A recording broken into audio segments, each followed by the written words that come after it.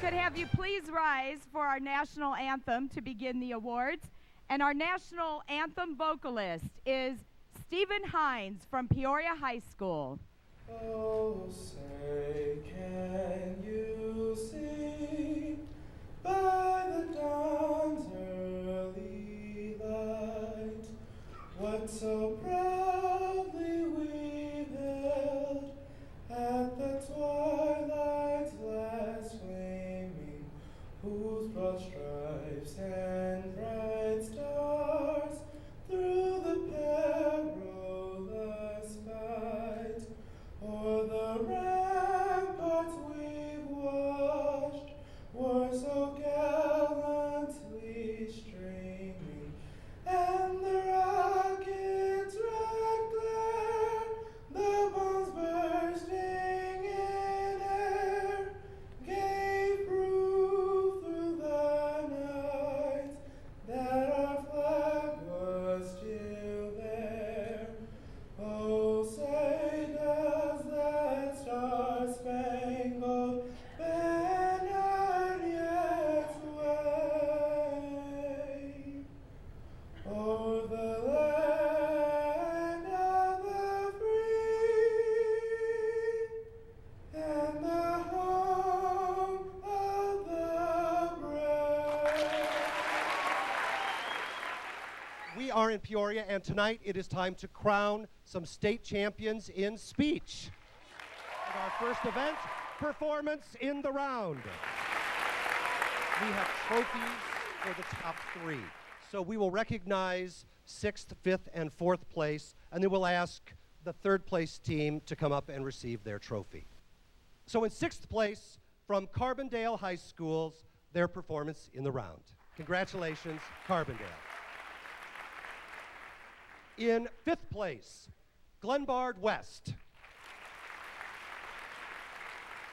In 4th place, from Chicago Heights, Marion High School. In 3rd place, and receiving a trophy, Downers Grove South High School.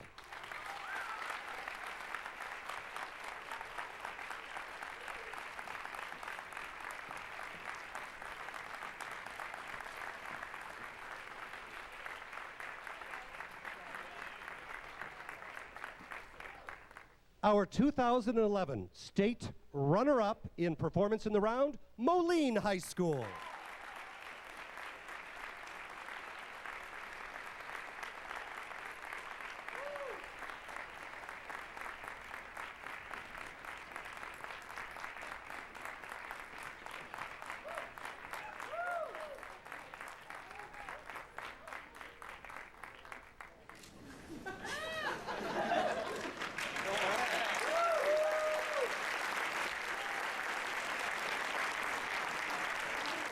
And our tournament champions in performance in the round, performing for you, South Holland Thornwood High School.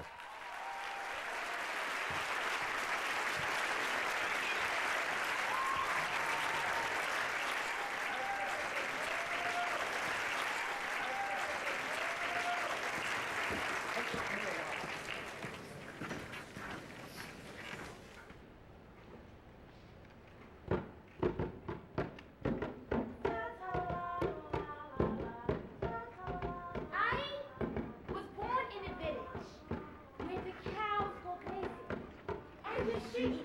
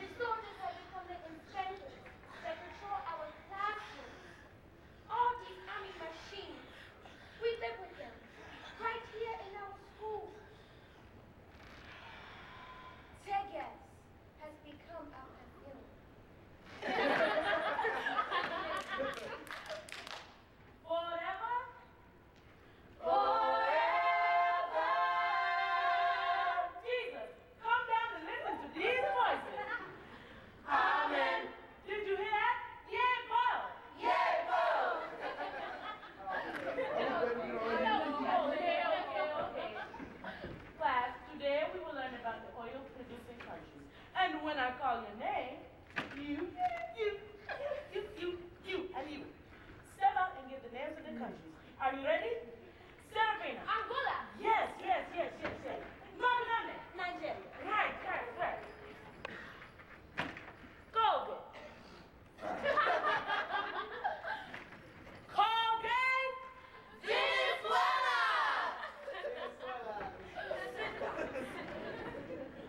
Okay, who's next? Stop.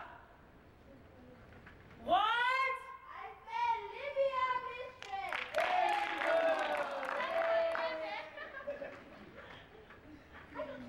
Crocodile. Yes! Saudi Arabia. Okay, class, now name the first planet. South Africa. I don't know that. You know that? No. I don't know. Right. It's a pity. Nobody knows his name. Okay, name the first white man in South Africa. Jan van Riebeeck. Name? 1652. Oh, history is so beautiful. It just makes you want to cry.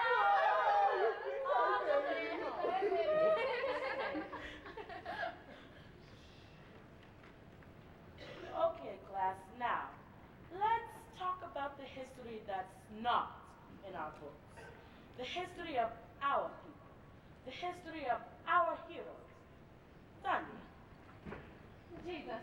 They said Jesus comes back to save us. No. Mandela. Yeah! Mandela comes back to save us. Yes, Mandela comes home from prison. The day of liberation. I am Nelson Mandela. This building lazy. Crocodile, why you? Because I'm a man. Man. Okay, you want to know who is Mandela? Yeah. I. But you're a girl. So what? Girls. Serafina, tell us what happens in your story. The day Nelson Mandela comes back, all the crowds, everyone laughing and singing. Nelson Mandela! Yes. Nelson Mandela is our hero. We know the government are Oh, I got it. Nelson Mandela is our hero. We know the government are kids. Nelson Mandela is our hero. Right. We know the government are kids. Yes. Nelson Mandela is our hero. Yes. We know the government are kids. Nelson Mandela. Mandela is our hero. Yes. We know the government are kids. Nelson Mandela. Mistress, how very obsession. You love her. She's beautiful. And she tells us the truth. She doesn't pretend she knows it all. And I love her. Because she's crazy. And she's not afraid.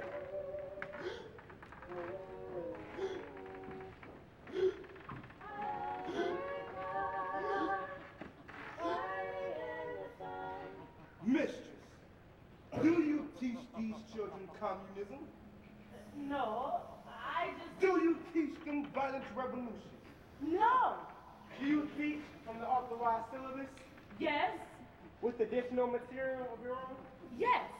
I want them to know where they come from. I want them to have a sense of pride in themselves. Black boy? You're playing with fire. Or what would you rather they were ashamed of themselves?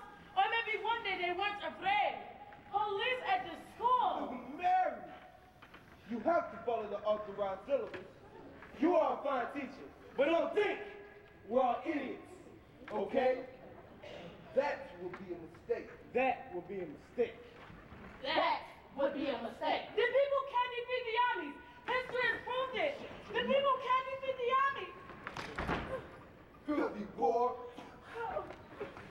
Take her to the 10th floor. No, don't take me. No, let me go. Let me go. Don't take me. Please don't take me now. Africa, burning in the sun. Oh, shit.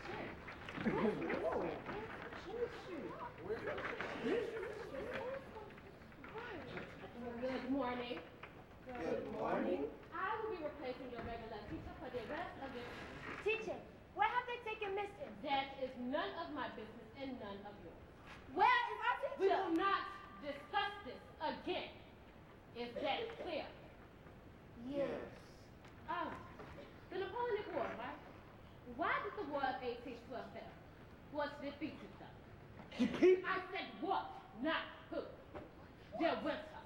He thought the army was safe in Moscow, but the people had burned out the city before he could even get there. So it was the people. No. Burning. The people burned their own houses rather than let the army win. That's what you're I teaching us. think you authorized them. The decision to burn Moscow. I will have silence. Burn. I will have something. I will have it. They say she jumped off the 10th floor. No, you are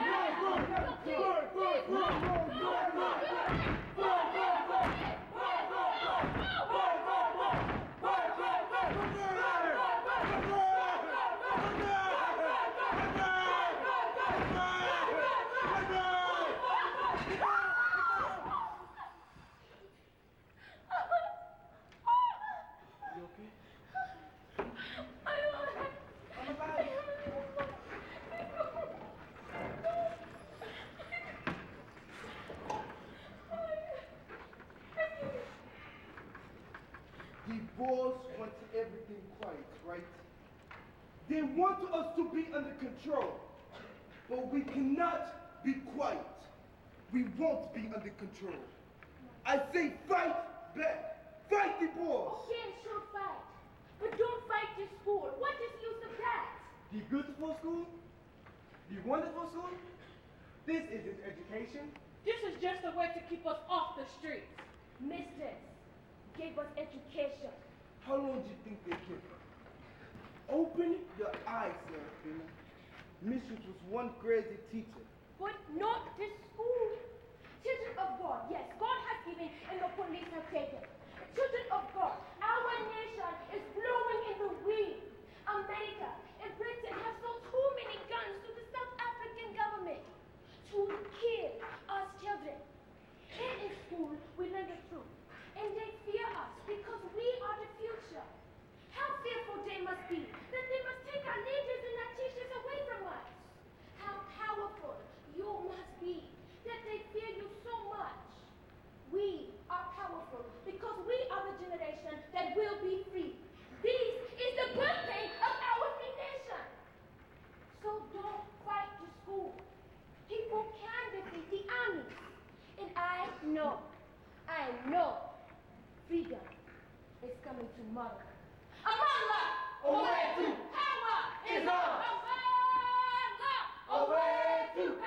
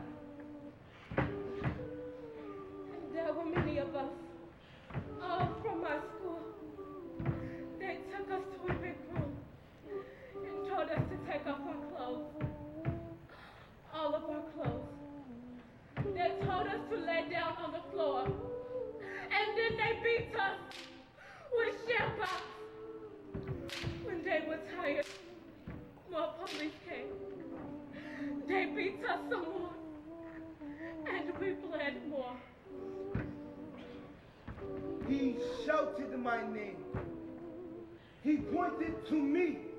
Come to me, boy. I was so afraid. I walked slowly towards him. And when I was close, he hit me hard here. I fell to the floor screaming. He pointed to me again. Come to me, boy. I knew he had hit me again.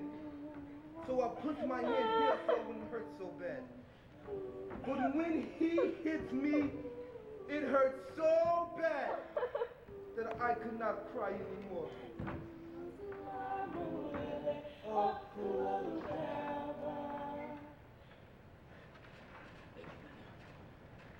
They call it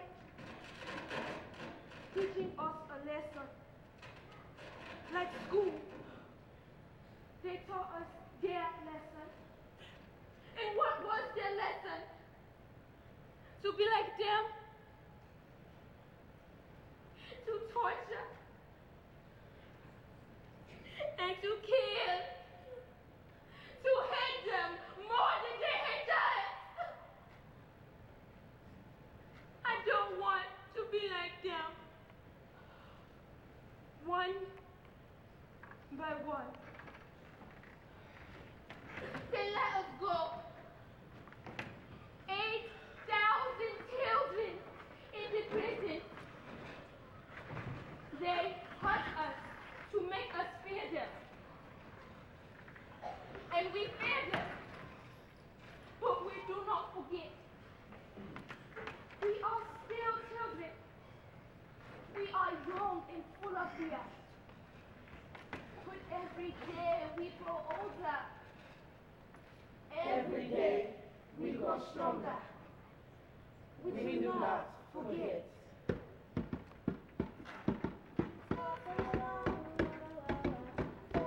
I was born in a village where the cows were grazing and the sheep come along with the people. Where the people call Wamame. If you hear me talk that way, I come from that land. From that land of the beauty. This is our home. And we are here to stay. Away to!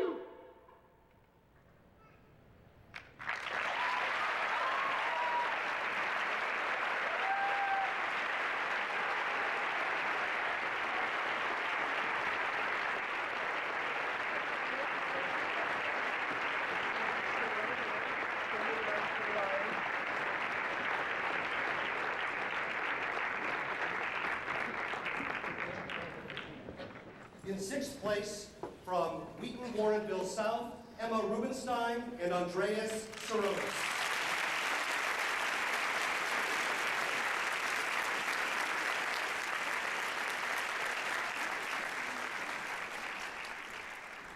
In fifth place, from Hinsdale Central, Maddie Mitchell and Dan Casson.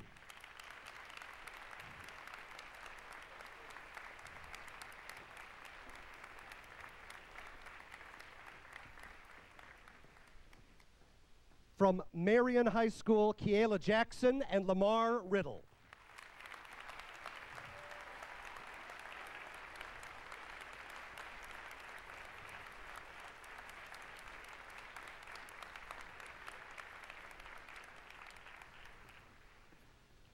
In third place, from Glenbard West, Jeff Pridgeon and Ellie Wyant.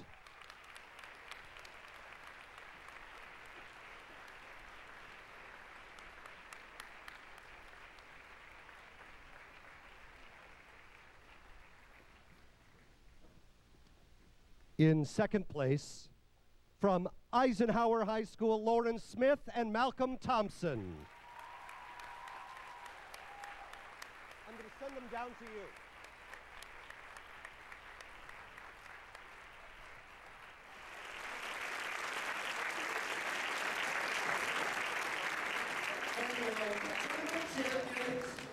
In dramatic duet acting, from Thornwood High School, Johari Mackey and TJ Patrick.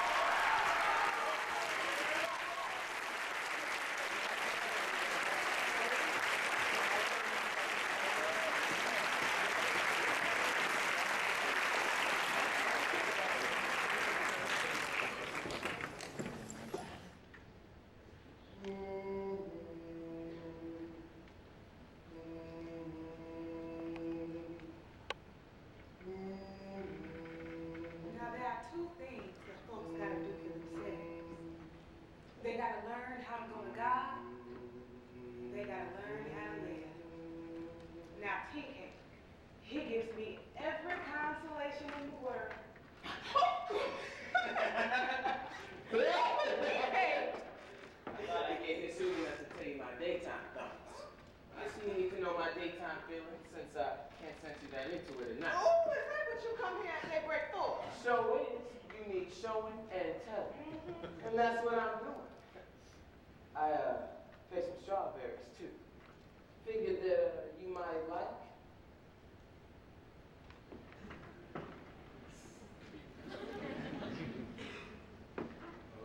Come on now.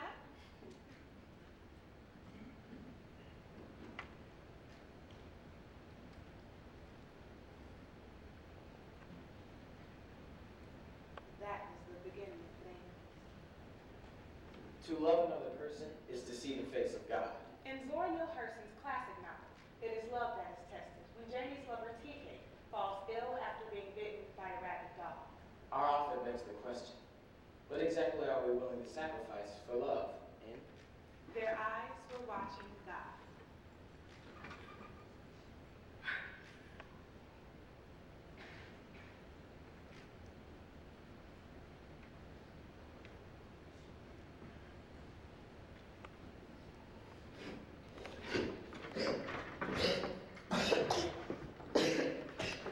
What's the matter, honey? What's wrong? something got after me in my sleep and almost choked me to death. All right, I want you to lay down and I'll see if I can fetch it out. All right, Janie. Come on, just lay down. Janie, I ain't that bad now, all right? Look here, I'm just walking all over the place, ain't I?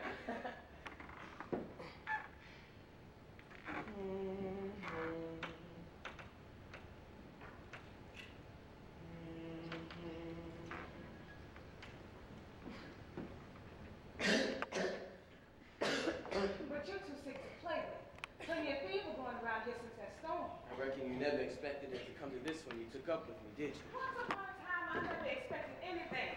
I'm just an old woman, don't nobody want but you. No, baby, you ain't neither. You only sound old when you tell folks when you was born. TK!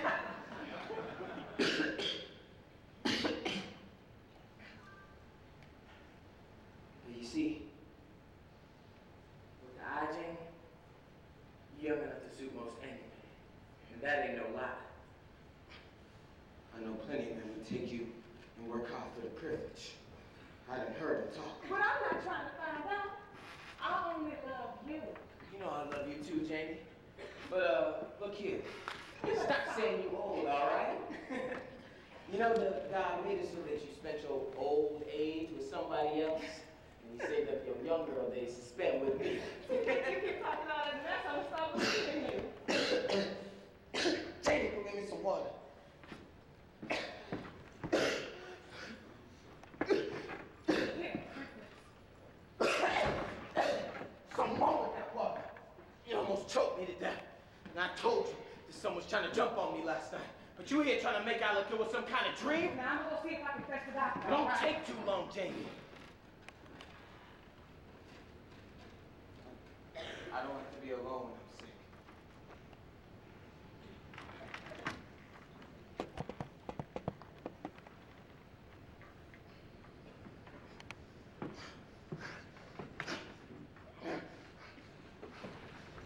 What's that woman's brother doing back out there? I don't know, TK. I didn't even know he was back. Well, according to my notion, you did.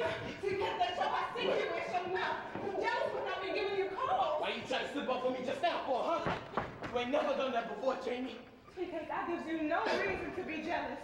First off, I couldn't love nobody but you. I reckon right about now, you wish you was back in that big old house, away from Miss such and such, don't you? No! No? No!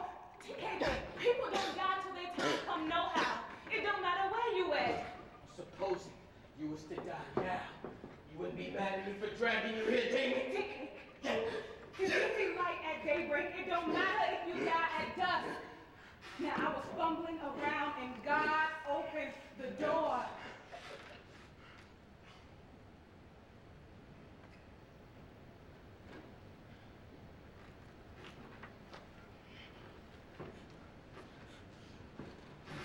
Where you going, Jamie? I'm going to get the doctor, TK. You're too sick for me to handle. Maybe you want to go to a hospital. I ain't going to no hospital. guess you tired of caring for me, huh? And doing for me. No, I was never like that. It ain't like that, TK, I promise. I just want you to get better, that's all. Jamie, how come you can't sleep in the same bed as me no more? TK, the doctor said we should sleep together until you were better, don't you remember?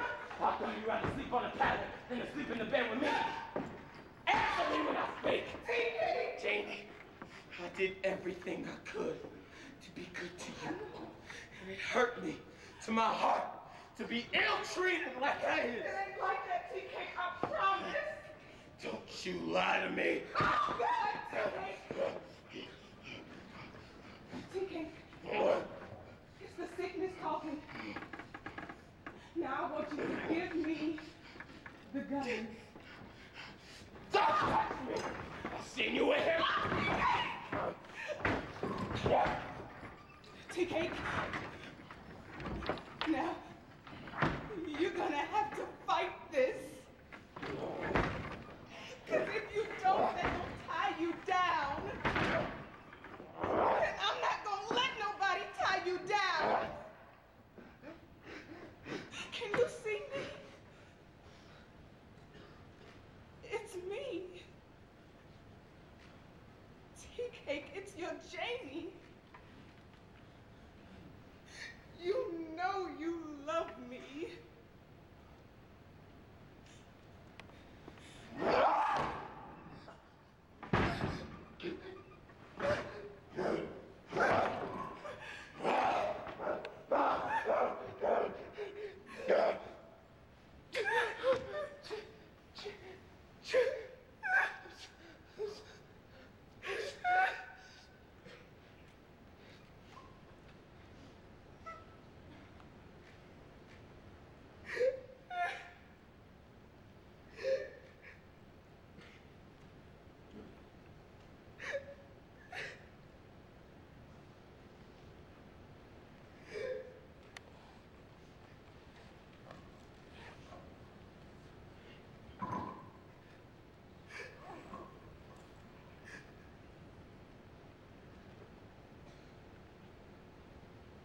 It was the meanest moment of eternity.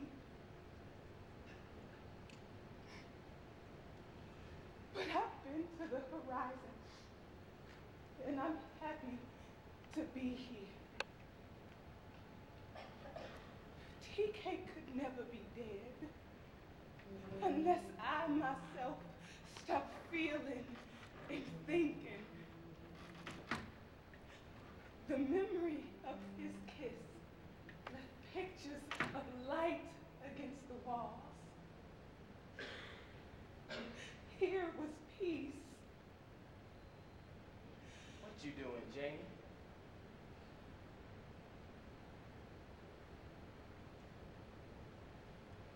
I'm watching God.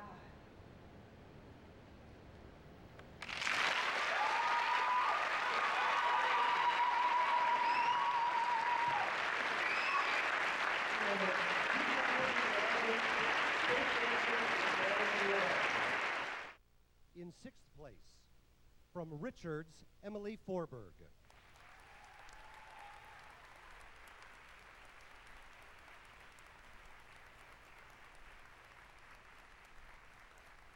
In fifth place, from Eisenhower, Malcolm Thompson.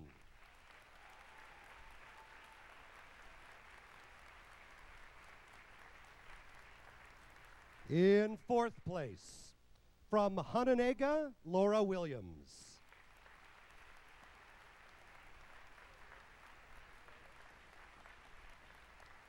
In third place, from University High School in Normal, Cambria Vance.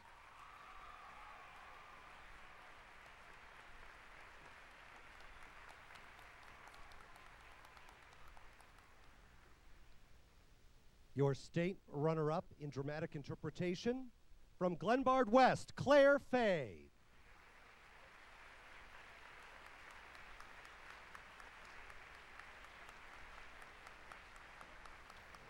And your 2011 state champion in dramatic interpretation from Downers Grove South, Colleen DeRosa.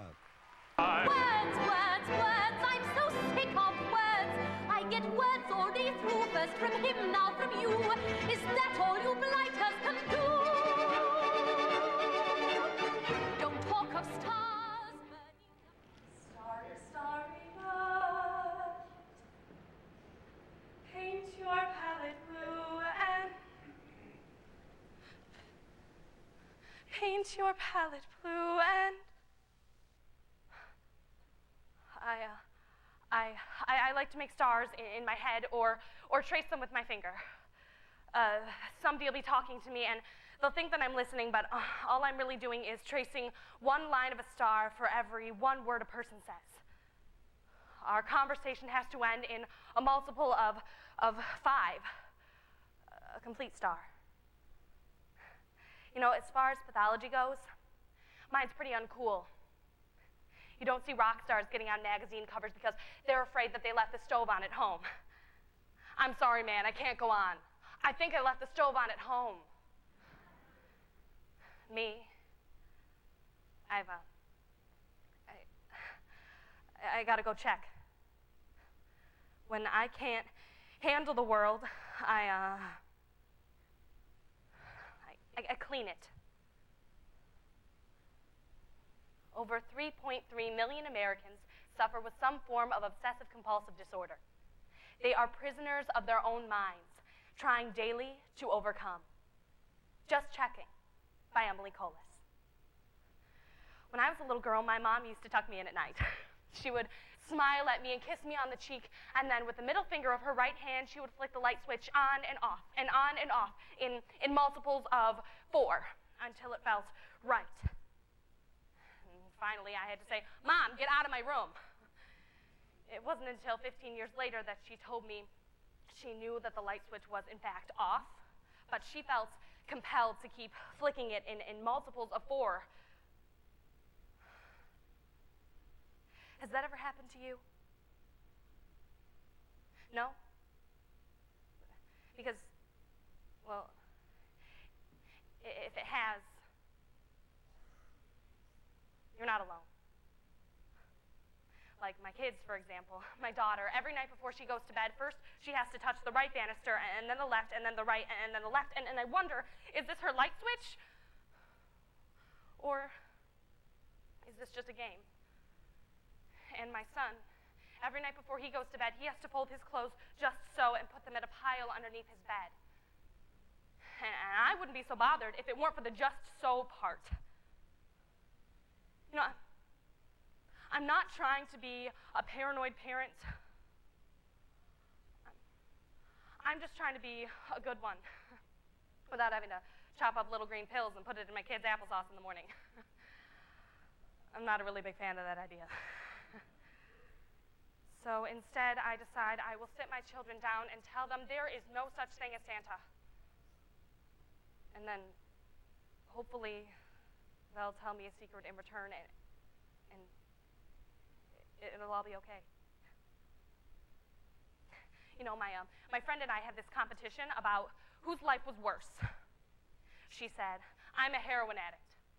I'm 30 pounds overweight, I've been arrested twice, and I can't get my drug addict boyfriend out of the house." I countered, "I can't leave the house. If I do, I have to examine every tree, every leaf, every twig. I can't touch people. And I am always going to have these fears." At that point, my husband, he stepped in and he called it a draw. You know, I should probably stop worrying so much because I think it's starting to wear on my husband. But there's all of these new things to worry about, like my friend Elaine, for instance. Elaine shut her cat in the dryer. Now, I know, it sounds funny, but it's really not, because Elaine was just doing the laundry and the dryer buzzed, and she opened it up, and there was, well, Fluffy. Fluffed. So, now I have this new thing to check. Every time I use a large appliance, like a microwave or an oven or a dishwasher, I have to check. And we have two black cats that look remarkably similar, so it makes the entire process a lot more difficult because I see the first cat, but what if the first cat's really the second cat, and the second cat's really the first cat? So finally, I just take both cats, and I throw them in the bathroom, and I lock the door. And I'm done checking. And I am done checking. You know, about 6 months after we met, my husband and I got our first AIDS test. The technician was great, very friendly. Anytime I had a problem, like when I drank out of somebody else's water glass or when somebody inadvertently spit in my eye, she was always there.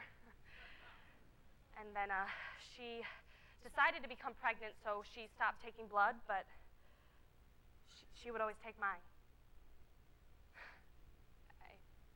I guess she figured after all the tests I'd had, there was no way I couldn't be clean. But can't see it. You never know. I decided that I've only heard about. I cut myself. I went to the kitchen and I got a knife and I started slowly at first and then harder and then,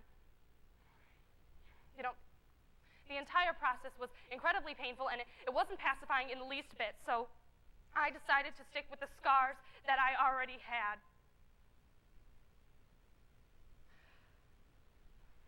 The ones on the inside. So here I am, about to take a pill.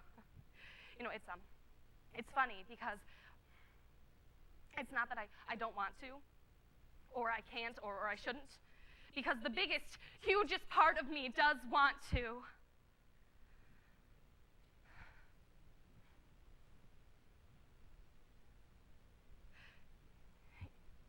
You do believe me, right? You do believe me, right?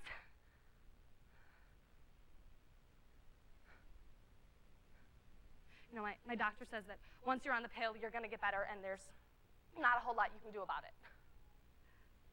But there is this saying that I have heard from countless doctors' offices, and it goes like this. When you see hoof prints in the sand, think horses, not zebras. Think simply. Don't overcomplicate things. I mean, you can turn something over and over in your head until it drives you insane, but the bottom line is you're not going to change it. So, go ahead. Call me a hypocrite. But enjoy your life. Make the most of it. Because, after all, life is so short. 322 stars. Starry, starry night. Paint your palette blue and paint your palette blue and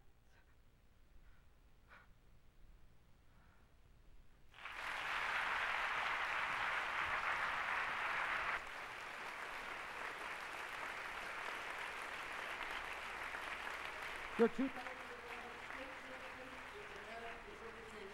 in 6th place, from Wheaton Warrenville South, Samuel Nero.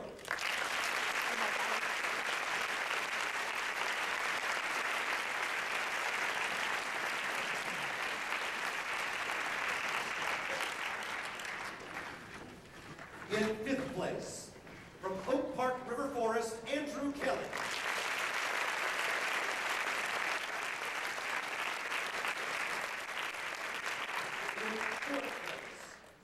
From Downers Grove North, Emily Temple Wood.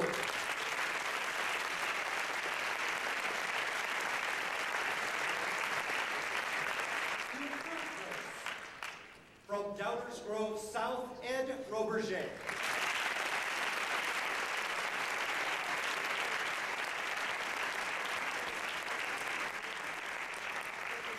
your state runner-up in extemporaneous speaking, from Sandburg High School, Lawrence Sveirak.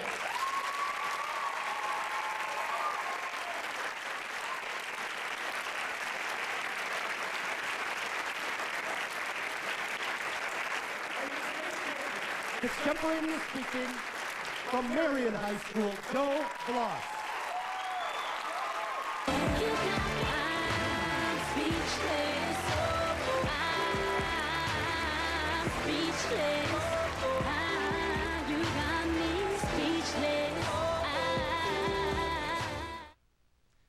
CNN's Anderson Cooper is an amazing anchor, but he is also an amazing fashion icon.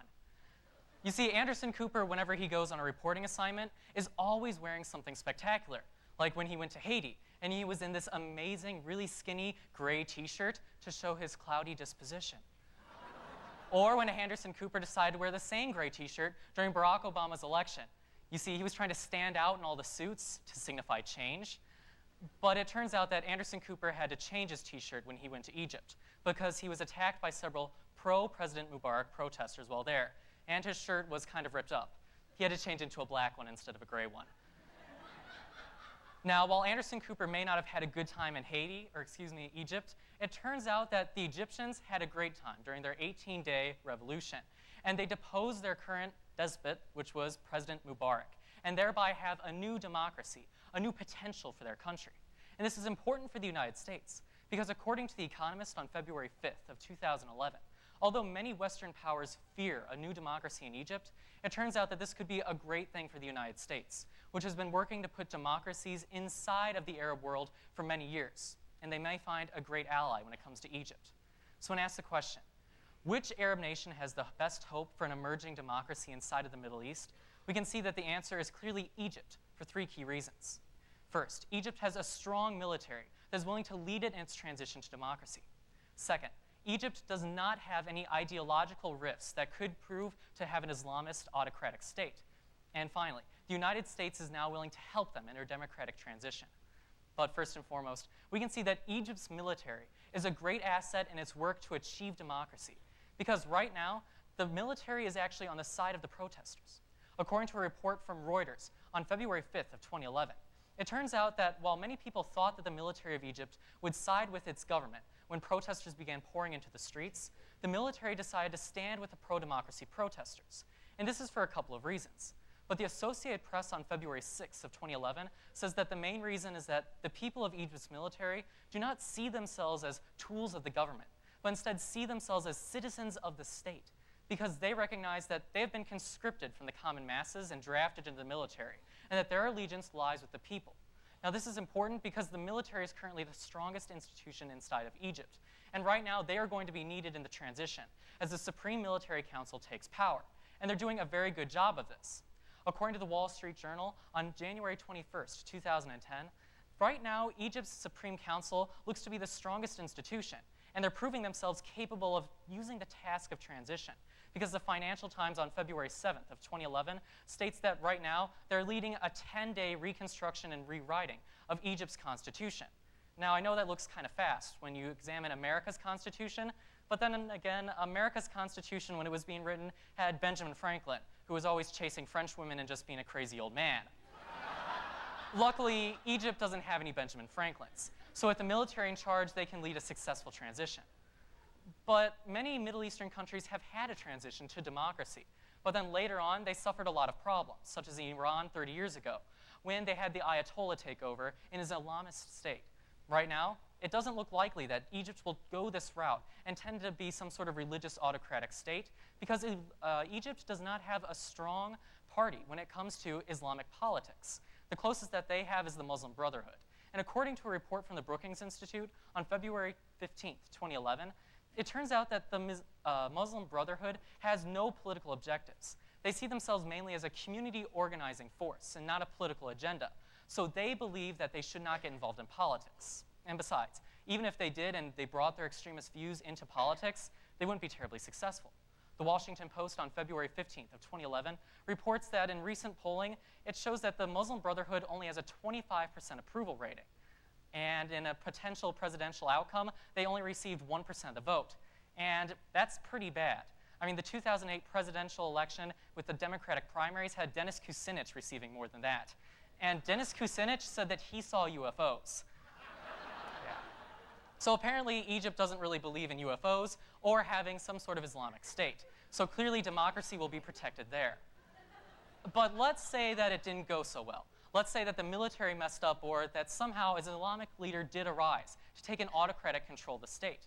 Well, that means that the United States would have to step in. Now, we haven't had a great relationship with the Egyptian protesters in the past because the 2011 CI World Factbook states that we have channeled a lot of money to President Mubarak, who used it to put his regime in power. So it turns out that we have a little bit of a rocky relationship with the people that Mubarak was oppressing. But luckily for the United States, we have an expert on rocky relationships, and that's Hillary Clinton.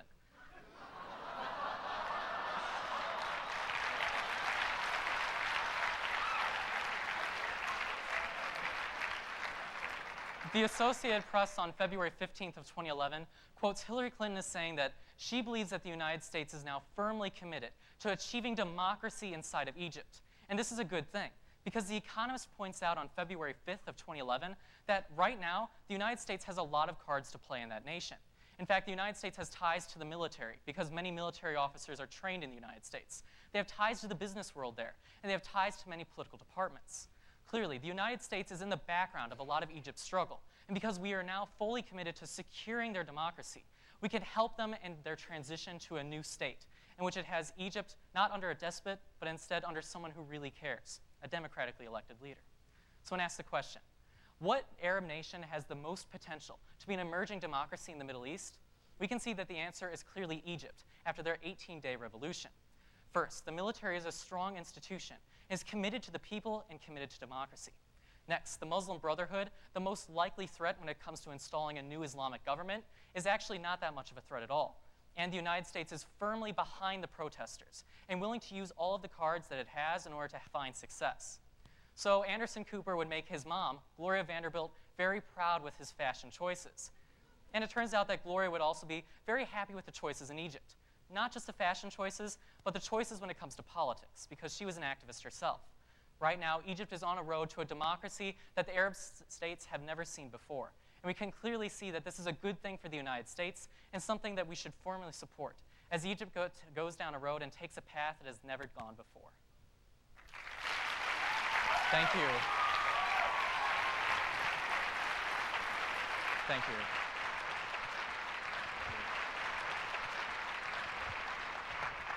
In sixth place, from Huntley, Zoar Lopez and Taylor Little.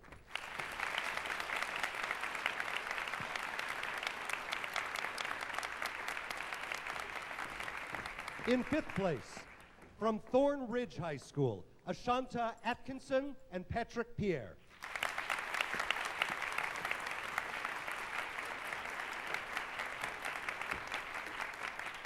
In fourth place, from Richards High School, Elizabeth Wallace and Emily Forberg.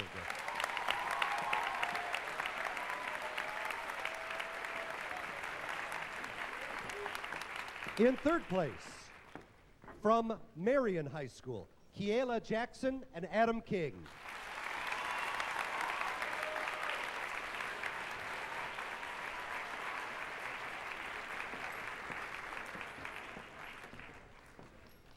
Your state runners-up in humorous duet acting are from Prospect High School, Jacqueline Dunderdale and Connor Fitzgerald.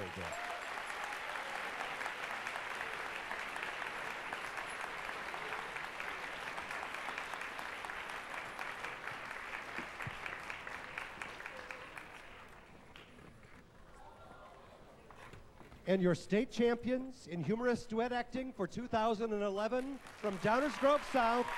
How can that think you'll be getting this? Nah, in the back of my car. If you keep talking that blah. You be delaying, you always saying some shit. You say I'm playing, I'm never laying the... Good evening, ladies and gentlemen, and welcome, prospective investors. My name is Jed Foyer, and this is my partner, Boyd Graham. Shalom. Now, before we begin, we'd like to take a quick moment and thank Dr. and Mrs. Sid Lipbaum for the use of their lovely apartment. Unfortunately, they can't be with us tonight. They left on a 2-week trip to Israel. Remind me to feed the cat. Got it. Now, before we begin, we'd also like to remind you that this is a backers audition. Which is a presentation of material from a Broadway musical. Which we have written. In hopes that some of you will be interested in investing. Investing! Investing. Right. Think of it as an investment for your children's education or your old age. Now, what is this investment, you may ask? Well, the Big Bang. The Big Bang is the most expensive Broadway musical ever written. It encompasses the entire history of civilization. From dawn of time. Present day. No expense ever spared. Budgeted at a low $83 million. Which is 83 million reasons why you should invest in our show. 12 hours of pure entertainment, shown in 4 3-hour installments. Oh. Stop. Of course, we can't do the show in its entirety. So tonight we'll be doing highlights. It is with great pride and humiliation that Humility. Humility. Right. It is with great pride and humility that we present, for your consideration, The Big Bang.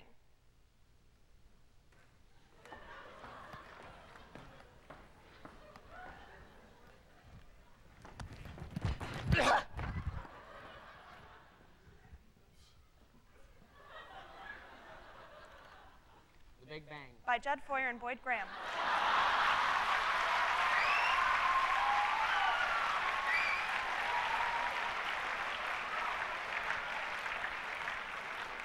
Act 1.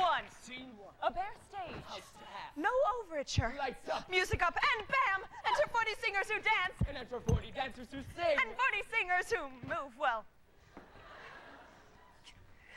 That is 120 voices in a 6-part harmony. Harmony. Ooh. Cool. The history of civilization is told through dance. And blackout Lights lights up, and the world begins. The stage is filled with exotic birds and mysterious creatures. A thunderous voice shatters the silence. Let there be light.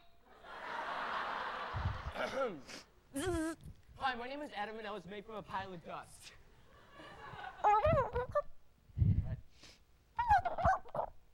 Oh, God.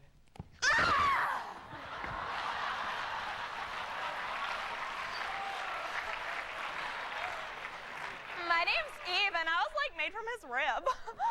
God put us in this garden and said, I have filled your garden with lots of fruit.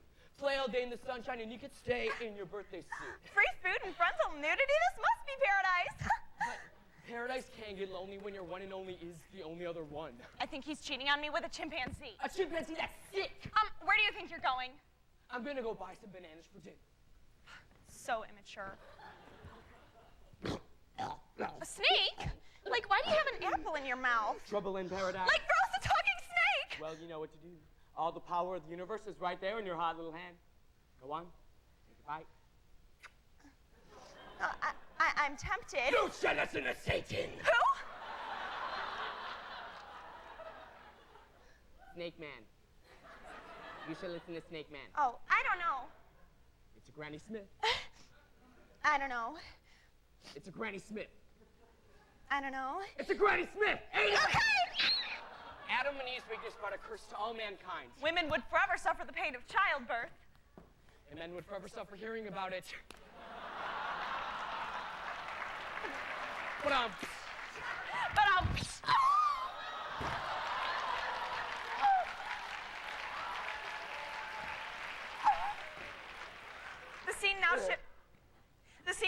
Boyd. Sorry. The scene now shifts to ancient Egypt. A great pyramid rises from the center of the stage. Enter Her Serene Highness, the ruler of Egypt, the one, the only, Queen Nefertiti. Bow. Okay. I am Queen Nefertiti, the first and last diva. I don't need a man to define me. What about King Tut? King Tut? More like King Tut, okay? You better eat your Wheaties when you work for Nefertiti's. Hey! Say what? Ow!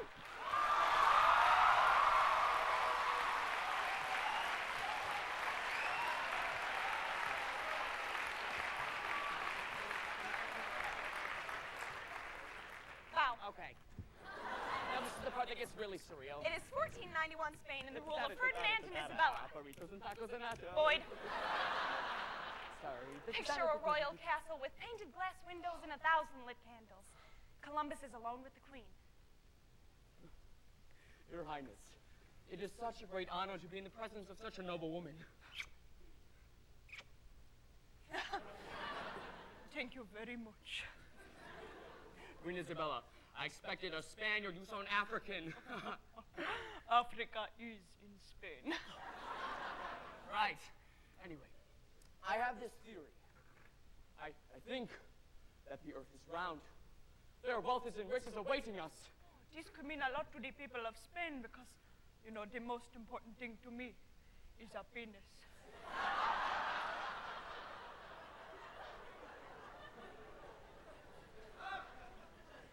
I beg your pardon. A penis. You know, everyone has a right to life, liberty, and the pursuit of a penis.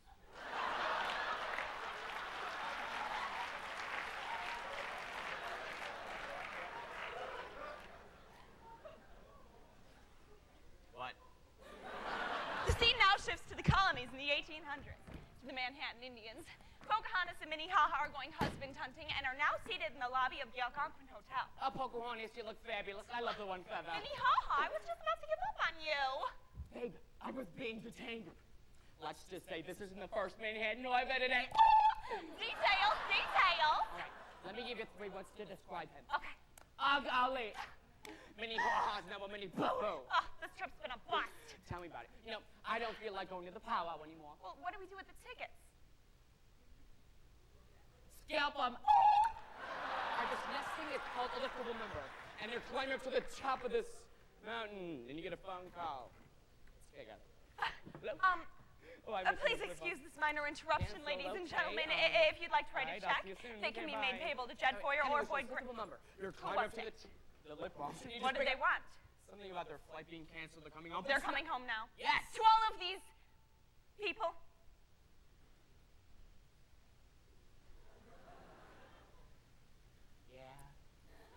All right, we're gonna have to speed things up a little bit. Cut to the Industrial Revolution. Got it. The stage fills with steam. You can hear the locomotives in the distance. Getting louder, and louder, and louder. Faster! What should we do? Should we whip it out?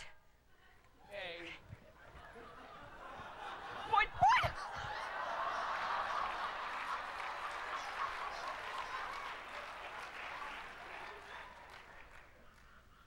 I meant the song.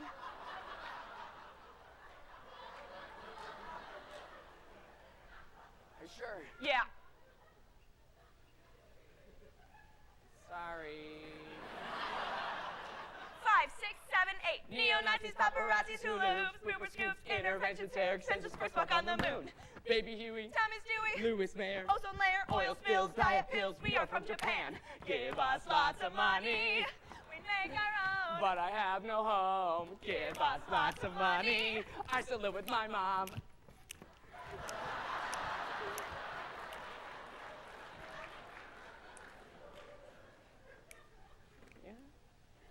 Invest in our show. Gosh, they're here. We should probably go. No, seriously, they're here. Aren't you saying anything? You know what? We're going to have to wrap up tonight's presentation, ladies and gentlemen. Please remember to open up your hearts and checkbooks. And remember, it all started with one. One. Big. One of them.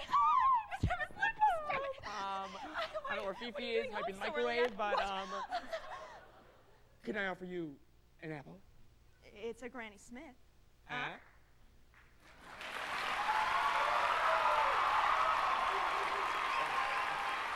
Whoa.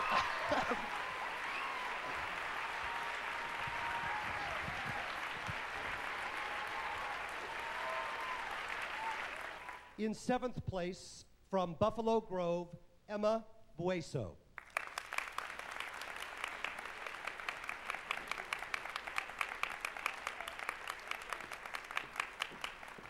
In 6th place, from Downers Grove North, Devin Collett.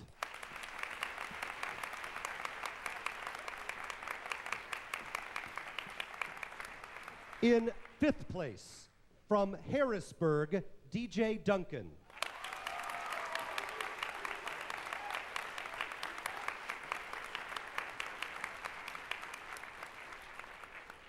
In fourth place, from Richards High School, John Zalman.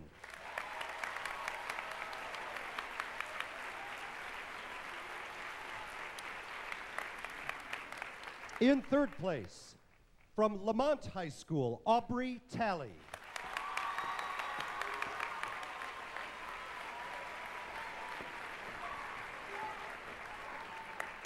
Your state runner-up in humorous interpretation, from Downers Grove South, Aaron C. Walsh.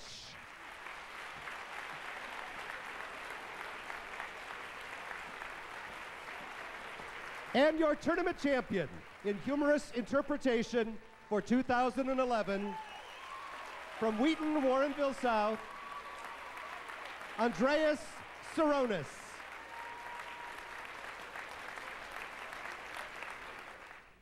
Help me, Obi-Wan Kenobi. You're my only hope. I'll help you.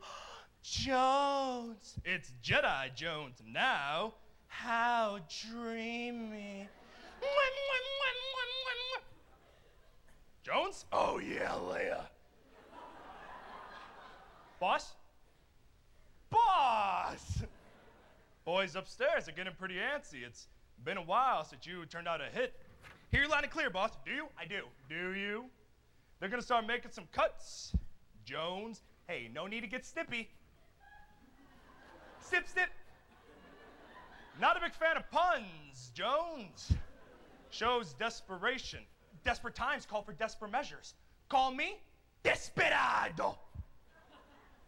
I'm about this close to firing you. Well, boss, I've been thinking about what you said, and I decided to go all out on this new film project. And I really think I could use a co-executive producer. Attaboy, now that's what I call being a team player. Yes, team player. Team player! Team player. So, just say the name. Well, I was thinking Baxter. Look at that. Now, I thought you two hated each other. Didn't you call him a no-talent hack? I was simply jealous. Way to swallow your pride. I'll send him right down. A long time ago in a galaxy far, far away. Just kidding. In present-day Hollywood, two executive movie producers are given the most offensive movie script of all time and are given the ultimatum of either making it a blockbuster hit or join the unemployment lines. Friendly Competition by Jesse Jameson. You son of a Baxter! Hi!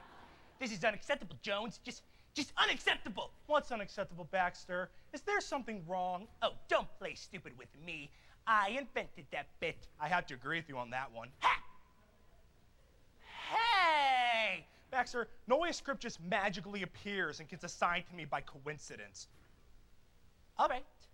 Well, maybe I did pull a few strings and have you put on a project, but to get me put on it? Please, that is just childish. I'm gonna lose my job. I haven't seen a script this bad since Schindler's Shopping List. Point Baxter. But this, oh, this is worse. This is a sequel to the Bible, most read book in the world, and a ripoff of Star Wars, which made billions. All right. Now, I know we have some friendly competition. Friendly competition? Friendly competition. Baxter, the last project you got me assigned to was an 80-minute commercial for hot dogs. No, it wasn't. It was called I Dream of Weenie. I'm so hungry, but I only have a Kaiser roll and some condiments. Boing! Wow! A weenie! And Vienna beef. Dreams really do come true. Really. And this is coming from the guy who got me signed on to ET2. ET gets busy. ET, what are all these girls doing here? Are you throwing a party? ET phone hose.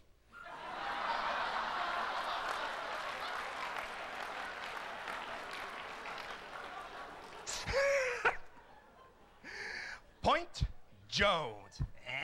But seriously, Baxter, this film could bring down the entire production company. You want to take down the company? No, No. Like it or not, we're in this together now. And if we can pull this off, we'll have beaten the odds, just like Tiny Tim. You know I'm a sucker for Dickens. And if the movie flops, you lose your job too, so I win either way. You evil genius! I do agree with you on one thing, though. I am more talented than you are. That's not what I said, it's what I heard. So, let's get hacking at this thing. Well, frankly, this is the most offensive script I've read since OJ's If I Did It. It's that bad? I mean, yeah, sure, a Star Wars take on a sequel to the Bible is pretty stupid, but I didn't think it'll be that bad. Baxter, Jesus walks on water using the Force. That's not bad. King Herod is a 700-pound demon named Herod the Hutt. It's not bad. Jesus blows up the Death Temple with a torpedo of faith. All right. Is that the script? It's for the trailer. All right, well, let's see if we can work some magic. Coming soon to a theater near you, the story of a young man named Jesus, whose destiny is far greater than he could ever imagine. No, I'll never go into carpentry, Uncle Joseph. That's your life, not mine. Why won't you let me live my own life? But carpentry is all I've ever dreamed of, you son. Son? You're not my father.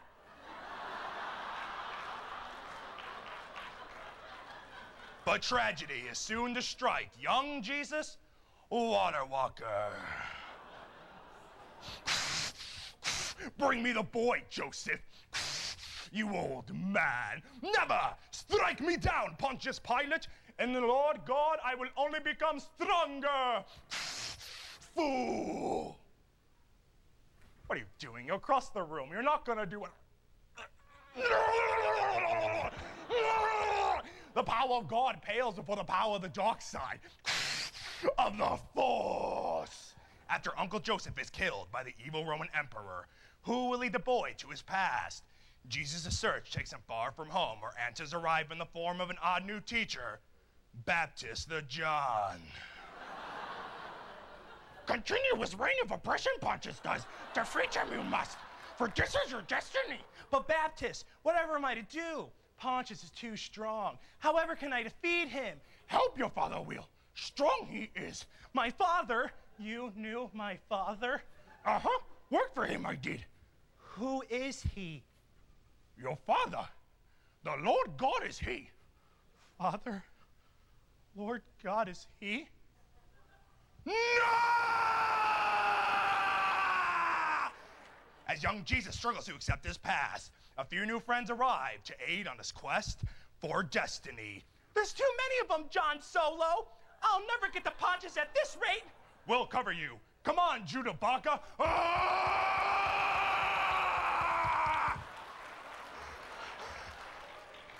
Why is he talking like that? He's speaking in tongues. It's a sign. Go to Pontius, Jesus. Go! Will young Jesus survive to fulfill his destiny? And what becomes of his final showdown with Pontius Pilate? Fool! Where is your God now? Father, give me the strength to kick some ass! The greatest story ever told!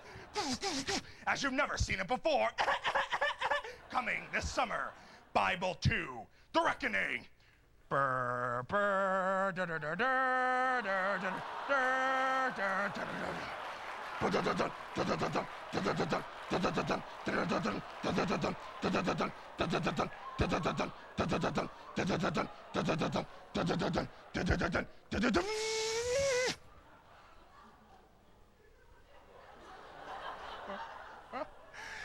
are we gonna do, Joan? I told you, we're in way over our heads here. Well, maybe we can call the screenwriter or get a rewrite that's less offensive. Well, maybe. Let's just set up a meeting with the guy. You want to meet a guy like this? I mean, what do you imagine him to look like? Well, I don't know. What's his name? By night, sun skimmer. Priest of the church or the formed Jedi.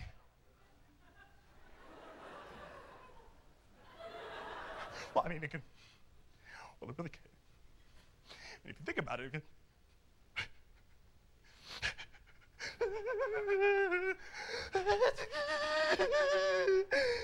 I'm so sorry. We're gonna lose our jobs.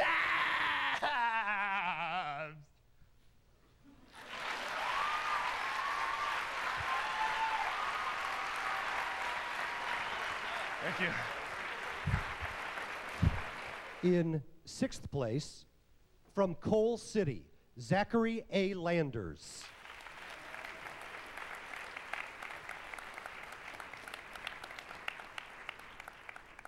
In fifth place, from Downers Grove South, Ed Roberget.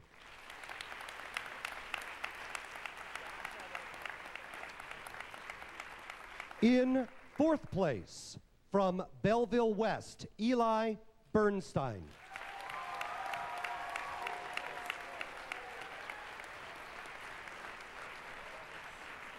In third place, from Hoffman Estates, Iftu Haile.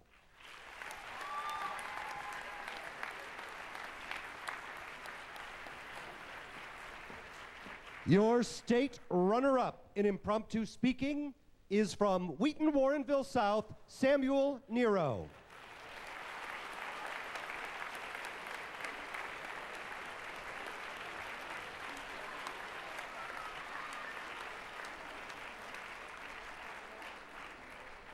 And as you might have noticed, your 2011 state champion in impromptu speaking is a double state champion from Marion High School, Joe Bloss.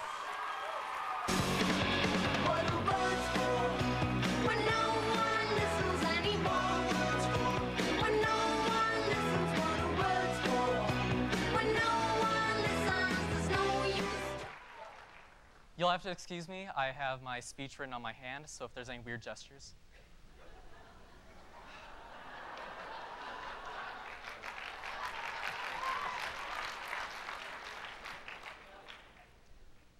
When I was in 5th grade, I tried out for the show Cabaret, which is a little bit risque because it involves a lot of burlesque dancing. But luckily I was in 5th grade and I didn't get any of those parts. Instead, I had a different one. I was assigned the lead role of Nazi soloist boy number 2. You see, I wasn't even good enough to be Hitler's number 1 youth.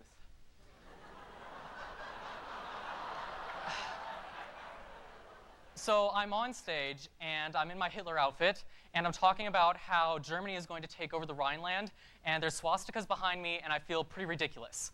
But I know that the show is depending on me, because Nazi soloist boy number 2 is very important. And I recognize that I have to take my role seriously, because if I stand up there and laugh, that's totally breaking character. A Nazi wouldn't do that.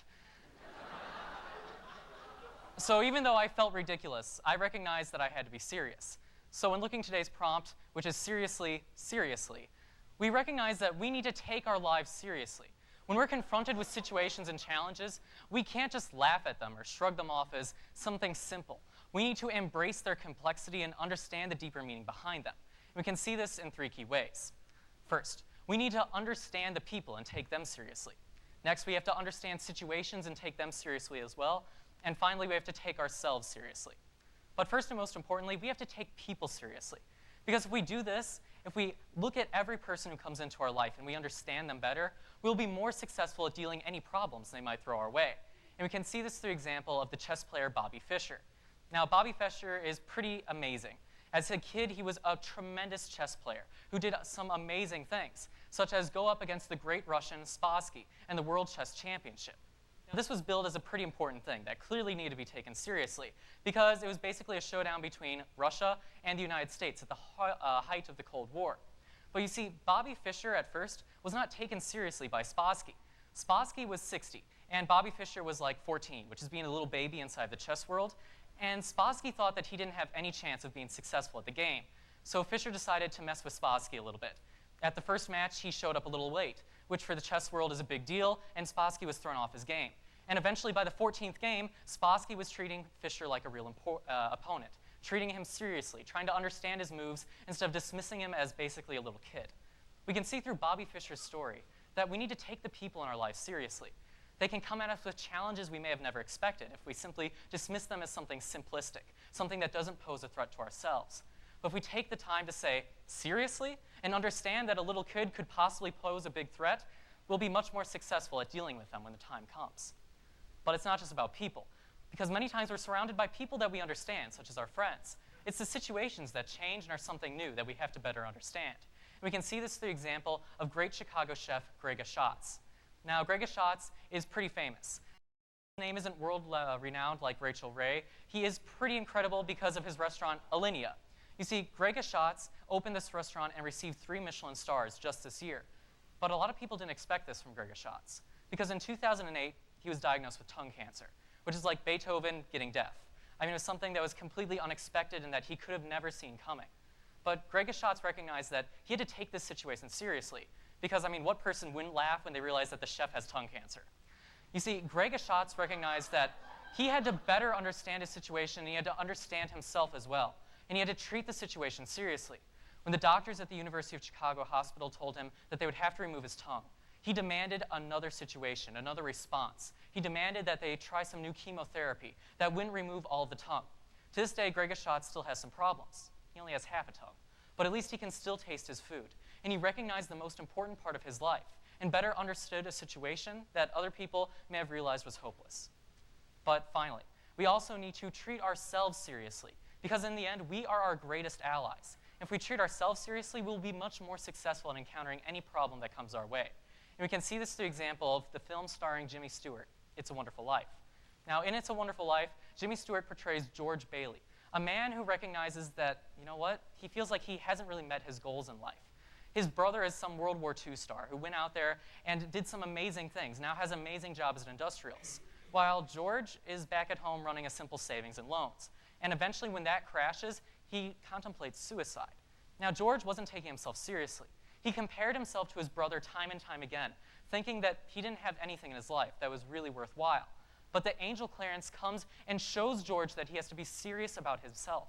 Just as George is about to jump off that bridge, Clarence takes him to a world in which George had never existed. And he shows them that the community that he lives in would have been totally different without him, and that even his brother's accomplishments wouldn't have been achieved, because George ultimately saved his life as a young person. Through George, we can recognize that we need to take ourselves seriously, look at our accomplishments, and be proud of them, because it's not just about understanding other people in other situations. Ultimately, it's about treating ourselves with sincerity, that we can recognize the greatest advantage lays. So when looking at today's prompt, that seriously, we have to seriously have some reality in our lives. We recognize that we're being serious here, and we can see this through a couple of examples.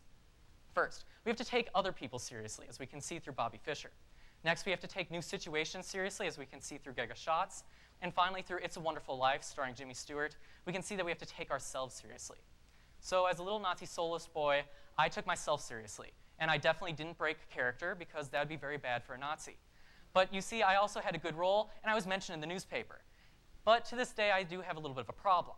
It turns out that someone recorded my performance. A little embarrassing, especially considering that later on in life that may surface, and I'll be known as the little Nazi soloist boy. But I treated my role with sincerity. And in our own lives, we can treat it with sincerity as well. If we do so, we will put ourselves on the road to success, and in reality, we will seriously be a better person. Thank you.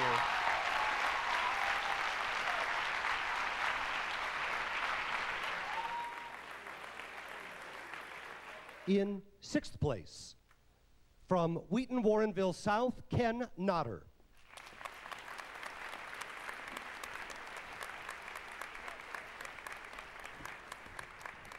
In 5th place, from Downers Grove North, Meredith Frank.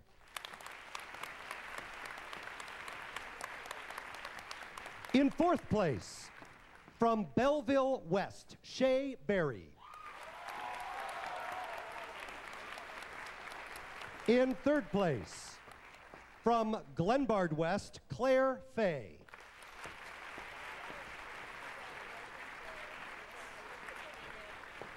Your tournament runner-up in informative speaking from Lamont High School, Delia Ercoli.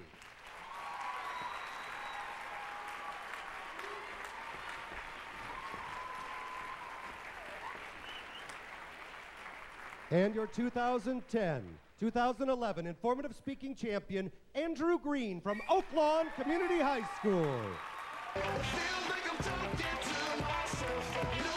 know my struggle and everything I come for. Can anybody hear me? Yeah. I guess I keep talking. We've all heard the expression sex, drugs, and rock and roll at least once in our life.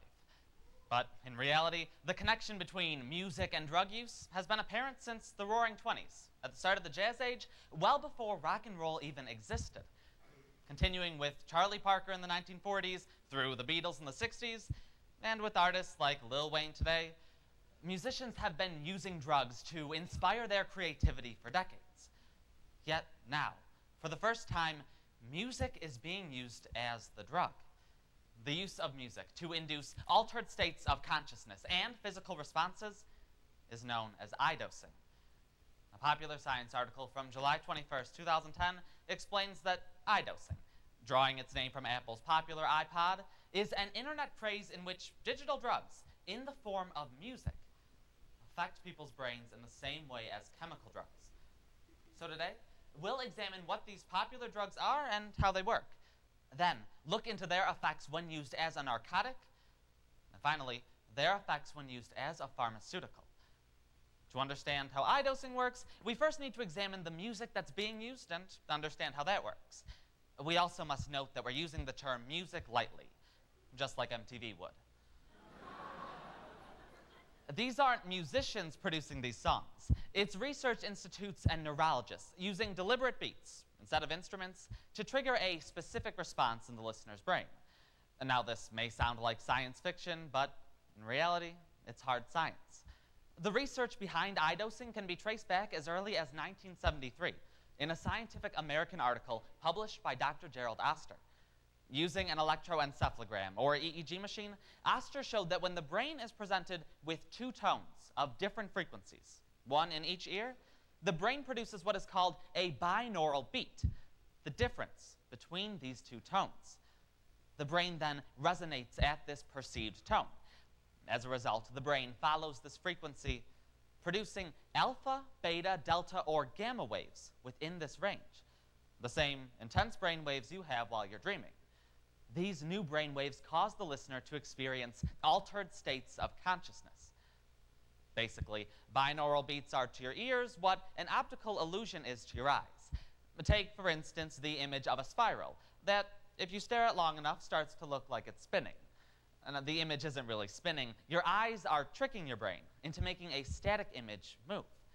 Similarly, when you listen to two completely different beats, your ears are tricking your brain into hearing the difference between that two beats that doesn't really exist. Sounds complicated, right? It is. A popular science article from June 15, 2010, titled, "Can an MP3 player get you high?" says that in order to properly get high off of MP3s, one must follow a 40-page instruction manual. Now, I know what you're thinking. Wouldn't it just be easier to lick a toad? Well, yeah, but that's gross and a totally different speech. All in all, our society's growing interest in drugs finally led us to combine them with our equal love of music, although it may not sound like Bach just yet.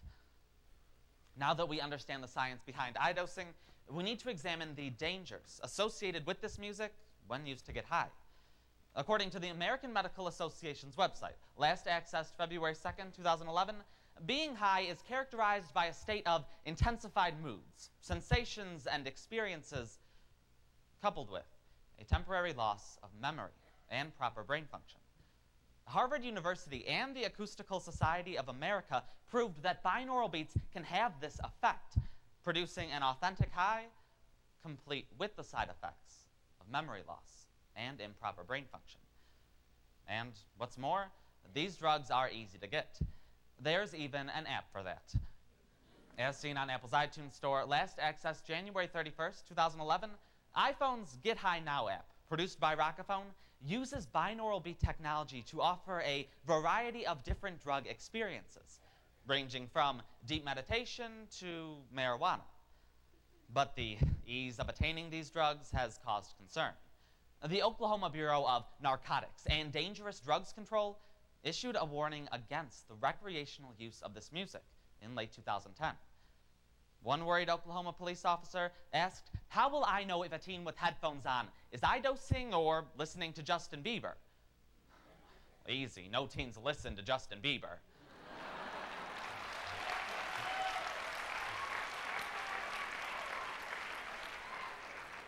But the officer has a point. It will be nearly impossible to recognize the drug use. And with iPods becoming ubiquitous, there will be no limit on where people can get high, leading to people potentially using these drugs while driving, at the workplace, or at school. According to a Wired.com article from July 14, 2010, the reckless recreational use of eye-dosing could lead to seizures, as the music produces abnormal neurological impulses that could also affect the rhythm of the heartbeat. However, before we condemn these drugs outright, we need to understand that they may have a potentially beneficial role as a pharmaceutical. In the book Auditory Neuropathy, neurologist Arnold Starr states that digital drugs are being used to detect and cure neurological disorders. For instance, binaural beats in music are being used to help children with ADHD focus.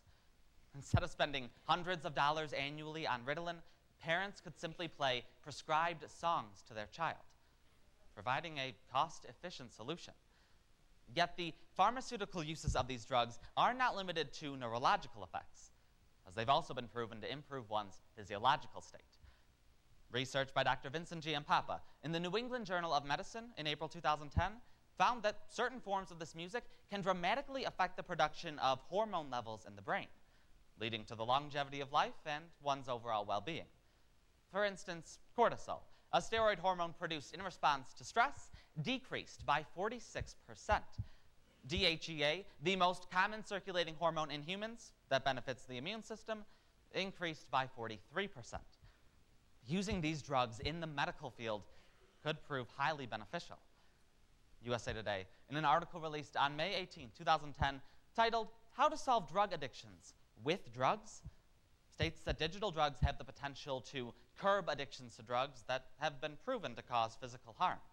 Rehabilitation institutions could develop plans that ease people off of dangerous drugs and onto music at reasonable amounts each day, effectively creating audio methadone clinics. Yet, methadone, which is currently used to treat addictions to opiate drugs, has been proven to be addictive. Harriet DeWitt, a pharmacologist at the University of Chicago, states that the effects of eye-dosing are not strong enough to cause an addiction. In the end, when used carefully and as prescribed by a doctor, these drugs can have limitless medical benefits. So don't be surprised if your doctor hands you a pair of earphones and says, "Take 2 of these and call me in the morning." Like any emerging drug, the future of eye-dosing is uncertain, with some forms that could threaten our well-being and others that could provide unbelievable benefits.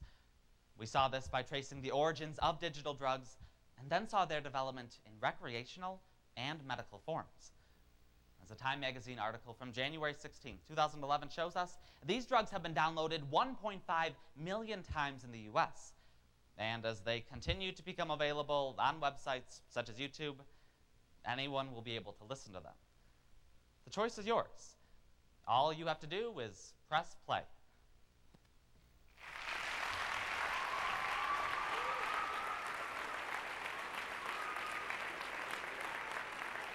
In 6th place, from Carbondale High School, Jessica Robinson.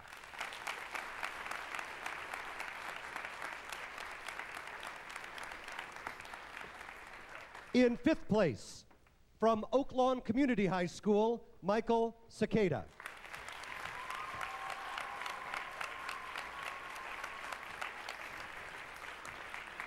In 4th place, from DeKalb, Hananiah Wiggins.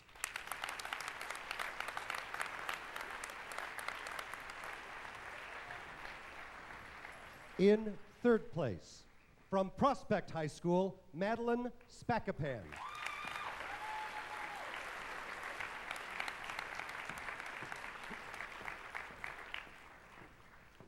Your tournament runner-up in oratorical declamation, from Belleville West High School, Vondell Burns.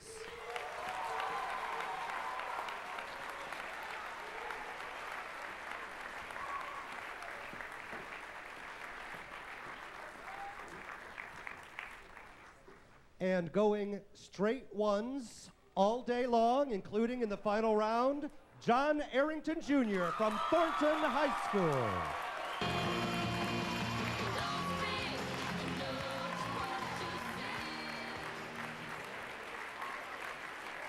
Although I'm a stand-up comedian by trade, I also do a radio show for a talk station in San Francisco.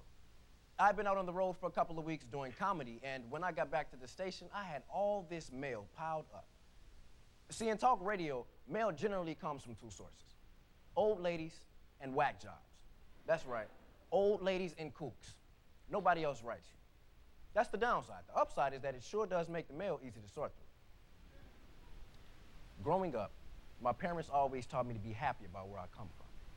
When all is said and done, it's not where you start, but it's how you use that starting position to get you where you need to go. Comedian Brian Copeland realized this when he received an anonymous letter that made him think about his past as well as his future. Not a Genuine Black Man, by Brian Copeland. So I'm sitting here going through all this mail. Let's see, old lady, death threat. Old lady, another death threat. Old lady, oh, here's a good one. Death threat from an old lady. Then I come across one that's typed, and I open it. As an African American, I am disgusted every time I hear your voice because you are not a genuine black man. Okay, I'll be honest, I'd heard that one before. Actually, I've heard that a lot throughout my life. When I was a child, my mother moved me, my two sisters, and my grandmother a few miles away from our old home in Hayward, California, to get away from my abusive father. She found us a nice new place in San Leandro. Now, San Leandro is 99.9% white and considered one of the most racist suburbs in America. Nothing was easy in San Leandro. Getting a haircut. I was told, we don't cut that kind of hair. Christmas shopping. Store security thought I was stealing and forced me to empty out my pockets. Even paying the rent. The landlord tried to evict us every time he came around. Now I was angry. I tried so hard to live a good life. I tried so hard to be a good person, father, husband, and citizen, and all that can be erased with one letter telling me that I am not a genuine black man. Let's be honest here. Why do people say that to me? Is it how I look? Is it how I talk?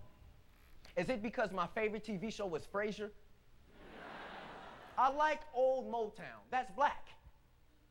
But I also like Bon Jovi, and apparently that isn't. I can't swim. That's black. But I can't play basketball either, and that's not even masculine. I like chitlins, but I do call them chitterlings, but that's what they're called. Read the bucket, chitterlings. I love watermelon. I really do. But I ain't buying one at the store. I refuse to shuffle up to the clerk at Jewel with a big watermelon hanging under my arm. Hello, Mr. Benny, I done got us the dessert. No, not me, sorry. I never really got into talking back to movies at the theater.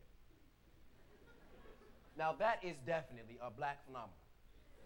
Black people, do not even begin to delude yourselves into thinking you have no idea what I'm talking about. Oh no, don't go in there. He hiding in there, he got a gun, he gonna kill you.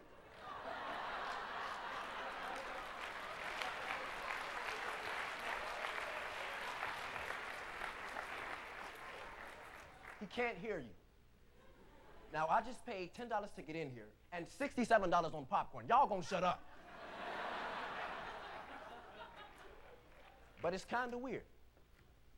What is it that makes the racial authenticity of a successful black person in this society suspect? It really ticks me off when I think about it. Because if you go to any urban area with a large, predominantly black population, you'll see all these guys with 5 babies by 5 different women, none of whom they're supporting, yet nobody's saying they're not real black men. What about guys like my father? He abused me, he abused my mother, he never worked. Yet never once in his life was he ever accused of not being a genuine black man. Never once was he taken to task for his behavior and accused of racial betrayal. I sat like a blob thinking about that letter. I don't know how long I had been in there in that position. A day, a week, it was a haze. It was like gravity was holding me down. I was a damaged mind trapped inside a useless, non-functioning body. The familiar stages of my childhood kicked in, and the tears came. I wanted to go outside, but I couldn't even get up. Then the phone rang. I ignored it. It rang again, and I continued to ignore it. It rang a third time. This time I picked up. It was my grandmother. Grandma. They finally got me. They won. I can't even get up. Boy, what is wrong with you? She went on to give me the tongue lashing I will never forget. I was stunned, shocked by her words. Where was the sympathy? Where was the compassion? I was in pain. Where was the maternal comfort and love and support I needed from the woman who had raised me ever since my mother died? Then it hit me in the face like a cold blast of winter wind. Grandma, the daughter of Jim Crow. Grandma, the granddaughter of slaves. Grandma, who always played no matter what hand she was dealt. Grandma who always stood her ground, no matter how hard people tried to knock her off it. There was something about the sound of her voice that could cut through drama and self-importance like a hot knife through a cold stick of butter. She didn't say anything else. She didn't need to. I hung up the phone. I put my feet flat on the floor, and I got up. And for the first time in memory, I laughed. A deep, hearty, infectious, healing laugh. At that moment, I was overcome with an incredible sense of identity. I felt black. See, when all is said and done, I am indeed a genuine black man because I am resilient. I have the fortitude of my mother and my grandmother. I stayed on my feet through taunts and harassment, police intimidations, abuse from my father, and bouts of sometimes crippling depression. I am still standing. Black people are not a monolith with one lifestyle, one viewpoint, or one agenda. The moment that blacks or whites begin to buy into this misguided belief is the very moment that all racial progress in this country has been negated. In the end, I am grateful for the anonymous letter, for it led me on a journey of self-exploration. I am proud,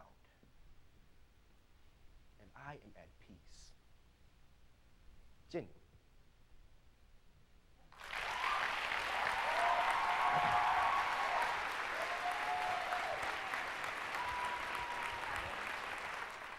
In sixth place, from Thornton High School, Ricky Cowan.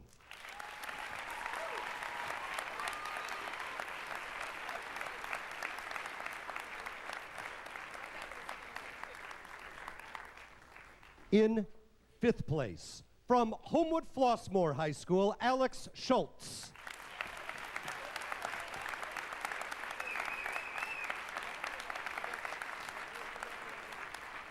In fourth place, from Willowbrook, Jake Robertson.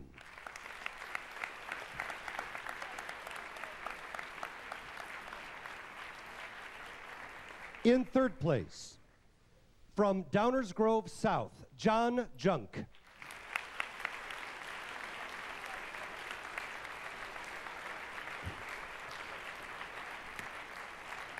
Your tournament runner-up in original comedy from Richards High School, John Zalman.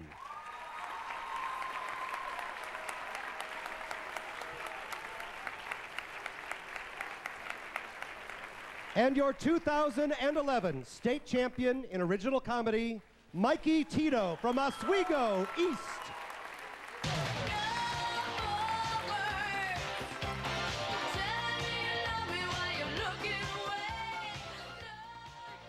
Tommy is going to give his presentation on the history of the world. Tommy, why don't you come up and give it to us? Okay. Hi, my name's Tommy, and today I'm going to tell you the history of the world. Okay, so first, it started with God. And God, he made the plants and the trees and the animals, like the duck, which is my favorite.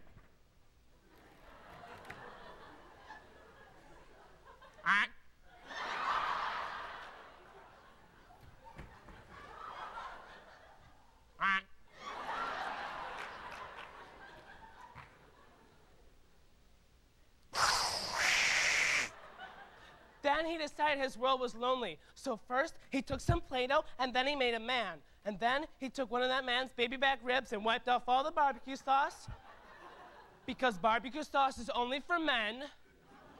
And then he made a woman. And then he made Jesus. And Jesus said unto the Christmas lights that he'd save all their sins. Ha! I'm Jesus! Oh yeah! I'm gonna save you! And I'm gonna save you! And I'm gonna save you! I'm not gonna save you, but I'm gonna save you from all your sins! Hallelujah! Praise my Lord in heaven! Amen! So after he saved our sins, he didn't save my Uncle Martin's, because my Uncle Martin's a heathen. Oh, but I wasn't supposed to tell you that, so please don't tell my mom. After that came King Arthur and the medieval knights of the Round Table.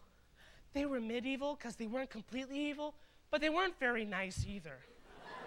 So King Arthur and the medieval knights of the Round Table had to fight the dragon. Knights, we have to slay the dragon, for if we don't, he will burn down all of our villages.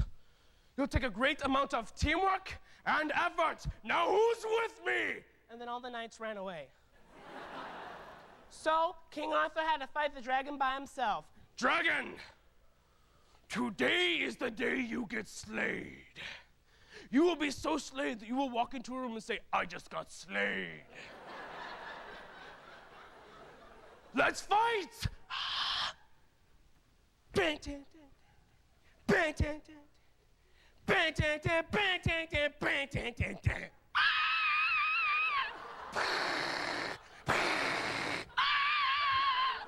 Dragon, this is Britain! Shut.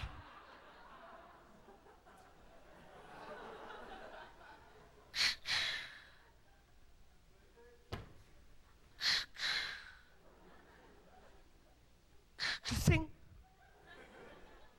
And in the end, the dragon married the donkey and had babies.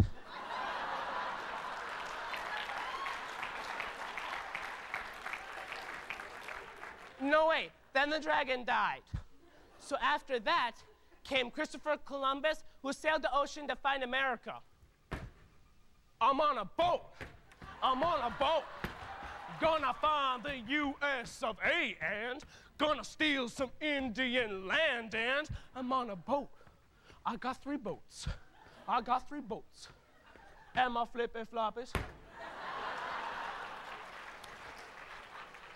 So after he found America, then George Washington wanted to succeed from England.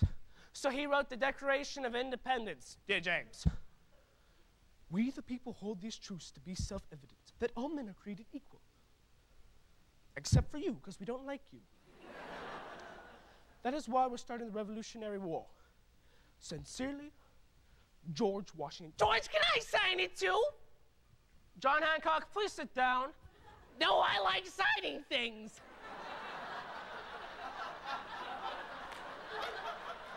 Nice and big.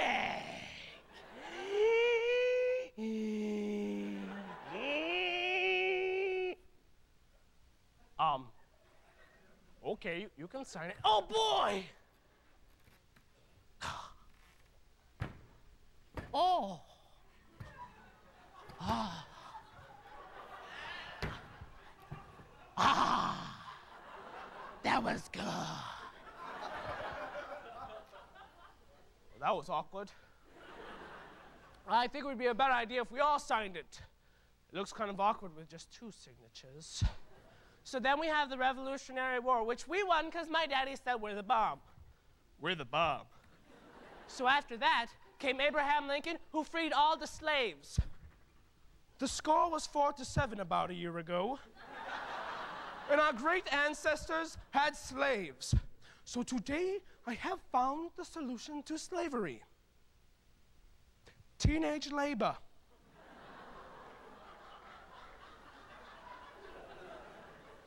That is why we must free the slaves.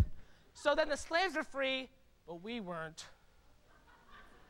So after that came, oh no, I forgot.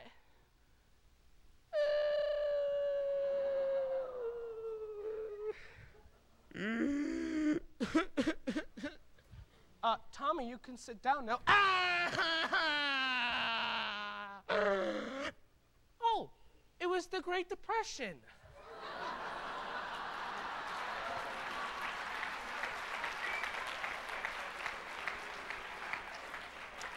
Where everyone was sad all the time. Hi, Bill. Hi, Stan. Why so down, neighbor? It's the Great Depression. Oh! Gosh, I want to kill a mockingbird. So then FDR gave a speech on why we shouldn't be sad anymore. The only thing we need to fear is fear itself. And the monsters underneath our beds. And tigers. And haunted houses. So the 4 things you need to fear is fear itself, the monsters underneath our beds, tigers, and haunted houses. If you fear anything else, I will hit you with my cousin Teddy's big stick.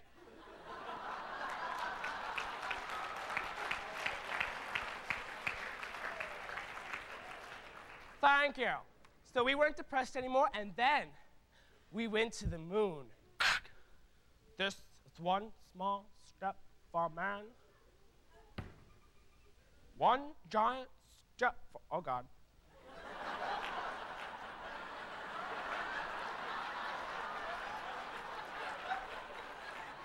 Houston, I'm upside down. Wait, I'm coming back. Here we go. This is one giant step for, oh God. You know what? I'm coming back to Earth. We can film this in a studio.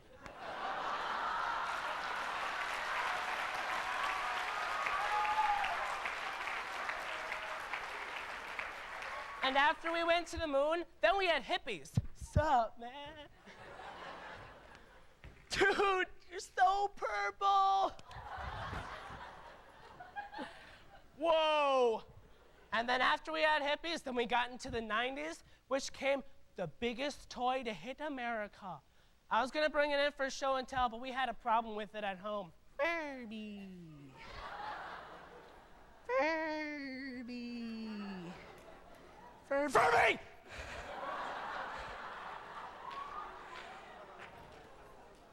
That was with its batteries out.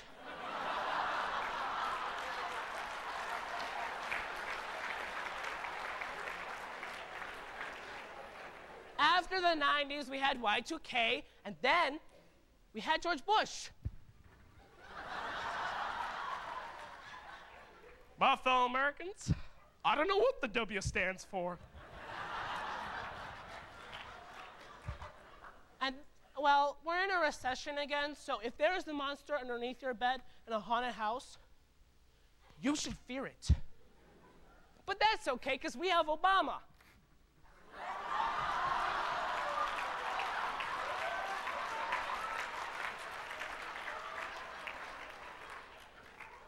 Hope. Change. Yes, we can. I know I'm a good speaker. Thank you. So that brings me to the end of my speech today, which my report's done, so I'm going to sit down now. Tommy, none of your information was correct. But it doesn't matter, because remembered or forgotten, history is what you make of it.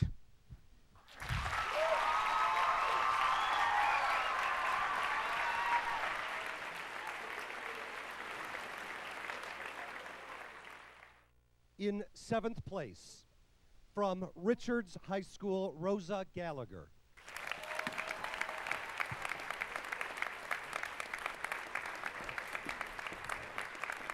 In 6th place, from Marion High School, Jabuki Young White.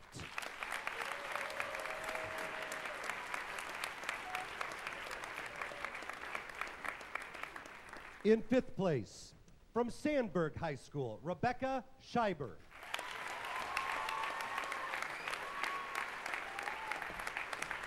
In 4th place, from Barrington, Theodore Tay.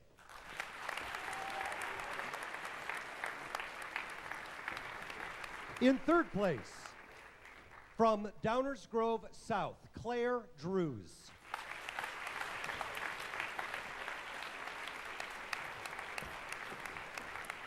In 2nd place, your tournament runner-up in original oratory, from Belleville West, Vondell Burns.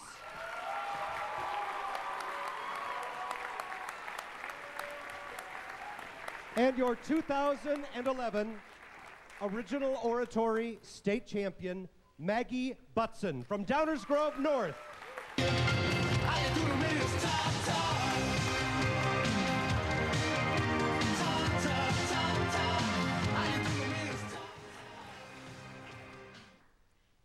A few months ago, I had the flu and stayed home from school.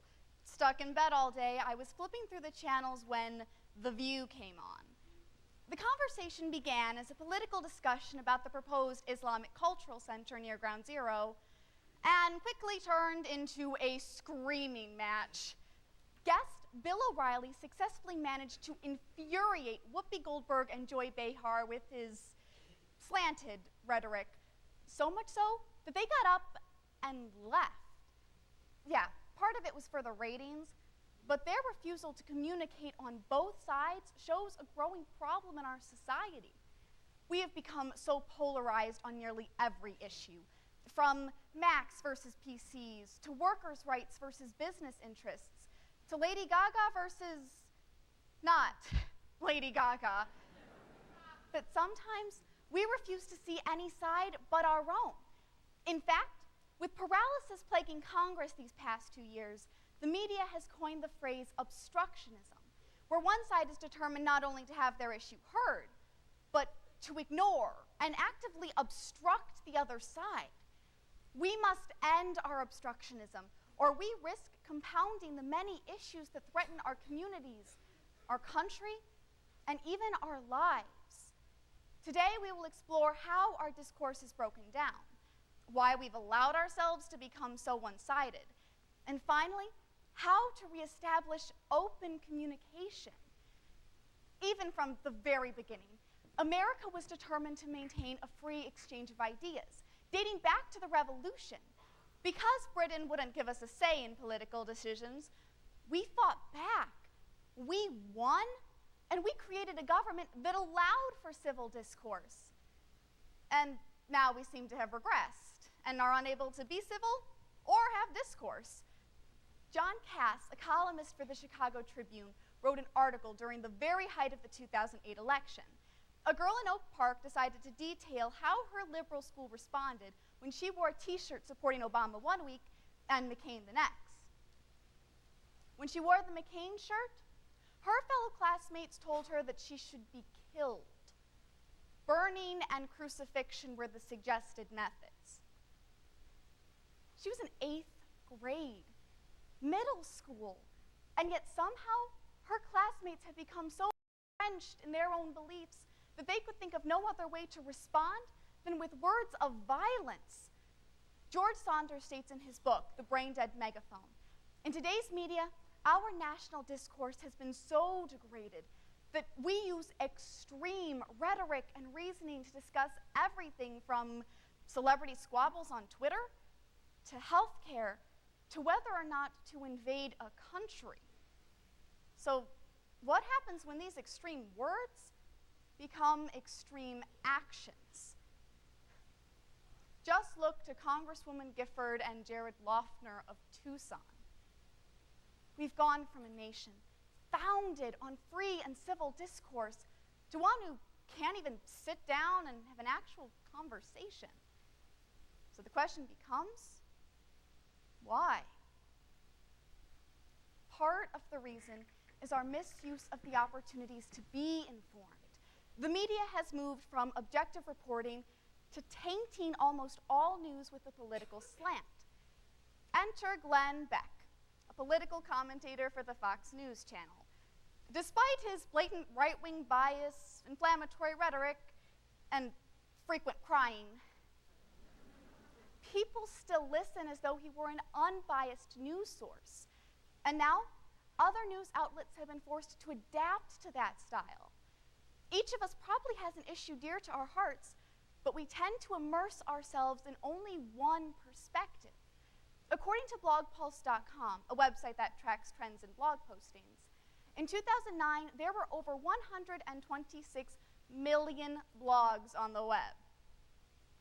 Surely you can find the Glenn Beck out there for you. And our validation comes from insulating ourselves in those opinions that coincide with ours. Dr. Gilbert Kahn, a professor of political science at Keene University, states, "Wherever we turn, we are fed distorted, inadequate information, and thus develop an exceedingly unsophisticated understanding of the world around us. So, regardless of the availability of information and the opportunities to be more aware of differing sides, we remain ignorant instead." After the shootings in Tucson, both parties were quick to blame the other. And is it any wonder? With Sarah Palin encouraging, "Don't retreat, reload," and Barack Obama carelessly throwing out phrases like, "If they bring a knife to the fight, we bring a gun." Why are we so surprised when someone gets so rooted in their beliefs that they do, in fact, resort to violence? Opening up the lines of communication is not difficult. In fact, Congress has already taken the first steps by crossing the aisle to sit together in unity during the State of the Union address this year. Yes, as Republican Representative Mike Pence observed, where Congresspeople sit has no true power, that it's where they stand that matters. At least now they are acknowledging that ignoring the opposition will do nothing to solve our differences. In our daily lives, we are similarly confronted with conflicting views. So when someone offers us a differing side, Donna James, business leader and founder for the Center for Healthy Families, suggests that we ask them things like, "Well, why do you think that way?" By asking such a simple question, we not only allow them to clarify their perspective and therefore actually think about why they have those opinions, but we can begin to understand these complex problems better. And there's even more we can do on a personal level by evaluating the media we expose ourselves to. Because, let's face it, nothing is without some bias. Patricia Hines explains in her article, Balancing Bias with Critical Questions, that objective reporting is a myth. Every reporter brings to the story his own interpretation and worldview. So, if there's really no untainted place to find information, how then do we avoid taking on the biases of the reporters as our own? Simple. Mix up your media. If you're an MSNBC kind of guy, try watching Fox News a few times a week. You'll get both sides of the story and be better able to empathize with people who disagree with you. During that episode of The View, Whoopi and Joy didn't like what O'Reilly was saying, so they made the choice to simply leave and avoid even dealing with the conflicting views. In doing so, they learned nothing. The hosts that stayed behind managed to calm the situation down and come to a truly fulfilling and intellectual compromise. When we overcome obstructionism, we broaden our horizons and can turn a potentially disastrous discussion into a new, hopeful perspective.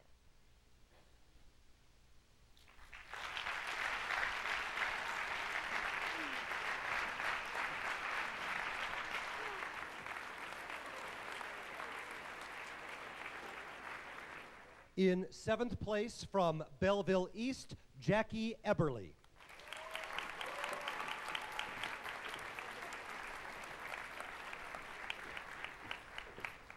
In 6th place, from Richards High School, Catherine Katsavalis.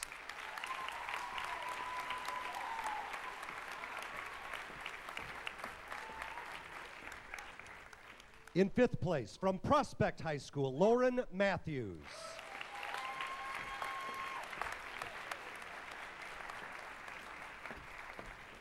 In 4th place, from Shepherd High School, Leah Ellis.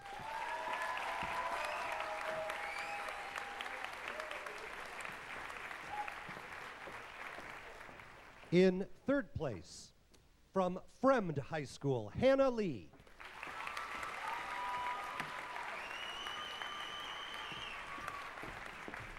Your tournament runner-up in poetry reading is from Oak Lawn Community High School, Michael Olson.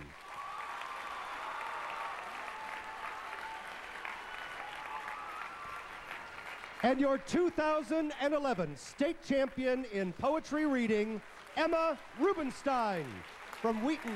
Communication let me down, and I'm left here. Communication let me down. You will not be able to stay home. You will not be able to plug in, turn on, and cop out. You will not be able to lose yourself on Skag or skip out for beer during commercials because the revolution will not be televised. The revolution will not be televised. The revolution will not be brought to you by Xerox in 4 parts without commercial interruption.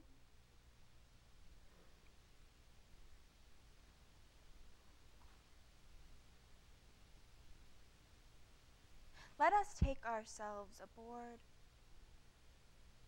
a bus and travel to the dispossessed.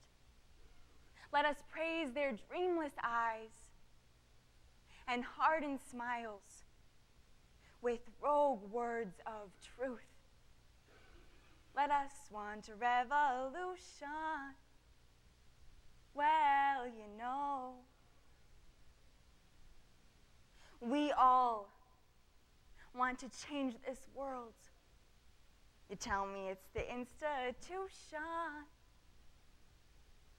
Well, you know. Throughout our history, poetry has served as a call for social change. With the current turbulent uprisings in Egypt, Tunisia, and now pushing into Jordan and beyond, it is important to remember that rebellious verse, like rebellion itself, is not always flowery or pretty. These poems of revolution incite, ignite, and may challenge some of our most cherished institutions.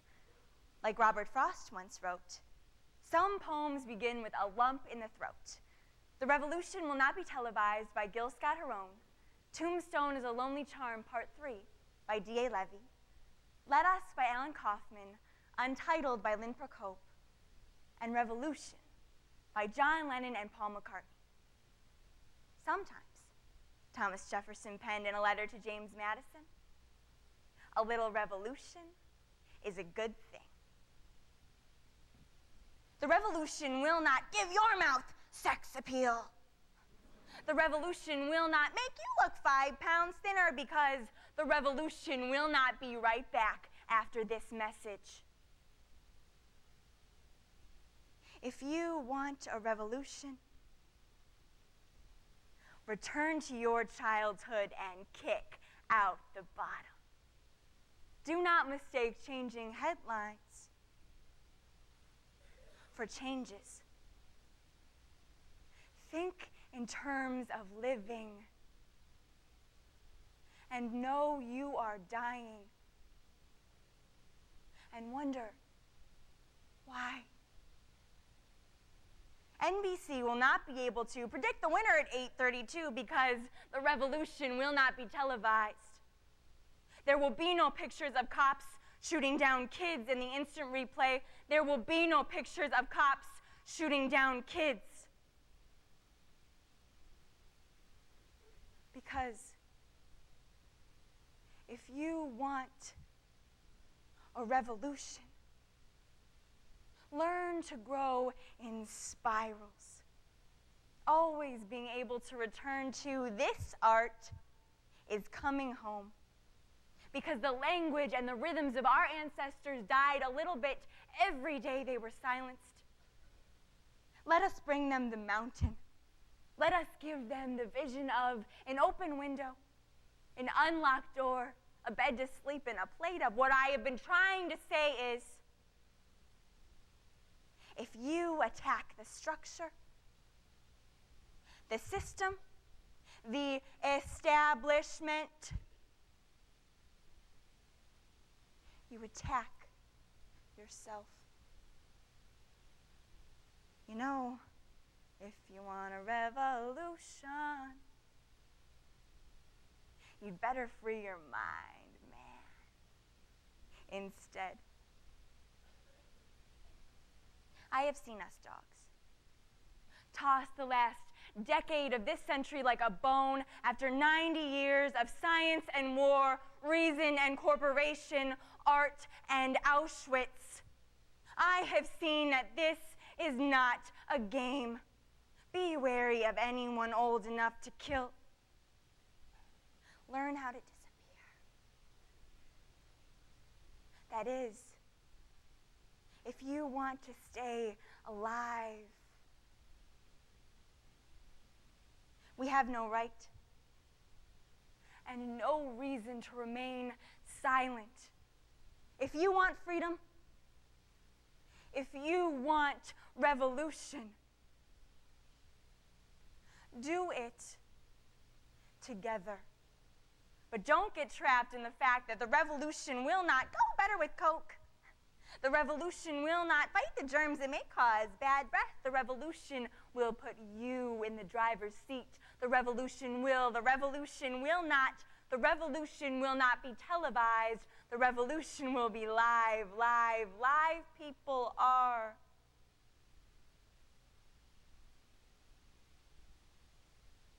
People. No matter what color, politics, or words we use. And we all have children buried in our heads. If you want freedom, do not mistake circles for revolutions. Let us give them the keys to the house of their love.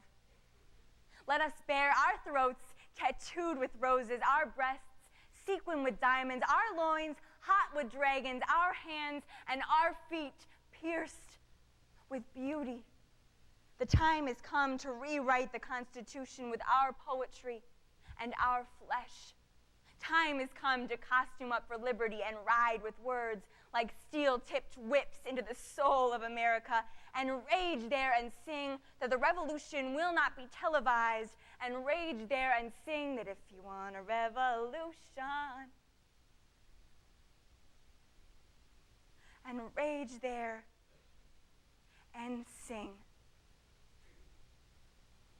that you know it's going to be all right. Don't you know it's going to be all right? All right. All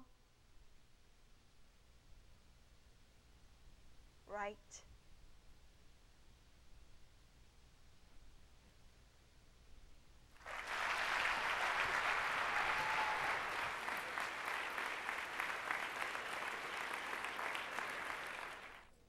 In 6th place, from Woodstock High School, Claire Dome.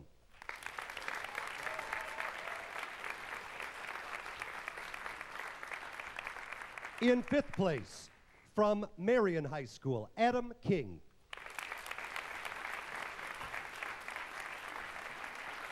In 4th place, from Belleville West, Matt Ingram.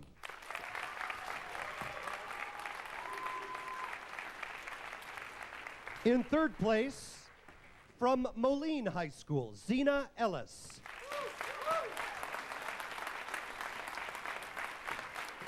In second place, your tournament runner-up in prose reading is from Downers Grove South, Michelle McCarthy.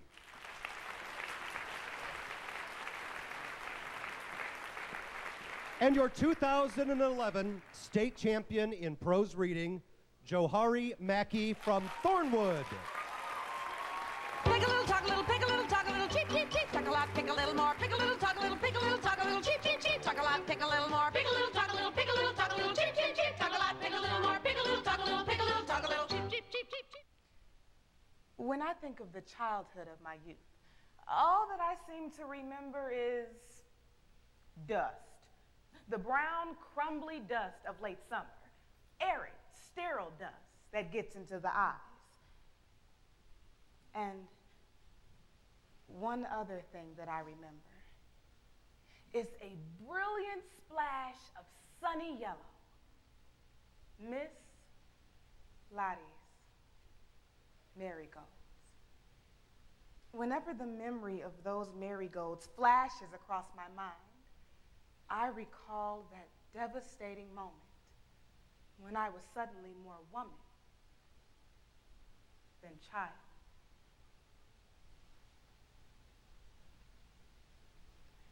The transition from childhood to adulthood is sometimes a cultural ritual, but the real transition is simple and unplanned. Marigolds by Eugenia W. Collier.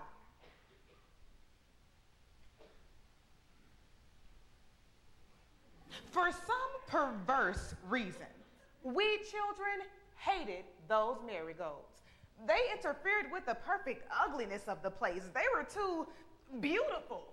They said too much that we could not understand. They did not make sense.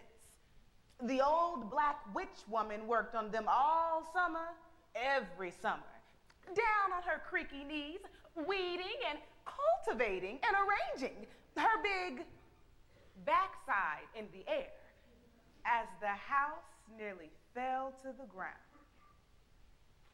We crept to the edge of the bushes that bordered the narrow road in front of Miss Lottie's place. She was working placidly, kneeling over the flowers, her dark hand plunged into the golden mound. I ran straight toward Miss Lottie and chanted madly. Old witch fell in a ditch, picked up a penny and thought she was rich. The children screamed with delight, and we all ran toward Miss Lottie like bees and chanting, old witch fell in the ditch, picked up a penny and thought she was rich.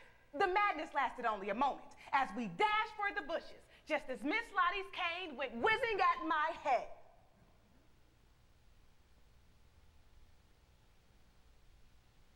Suddenly,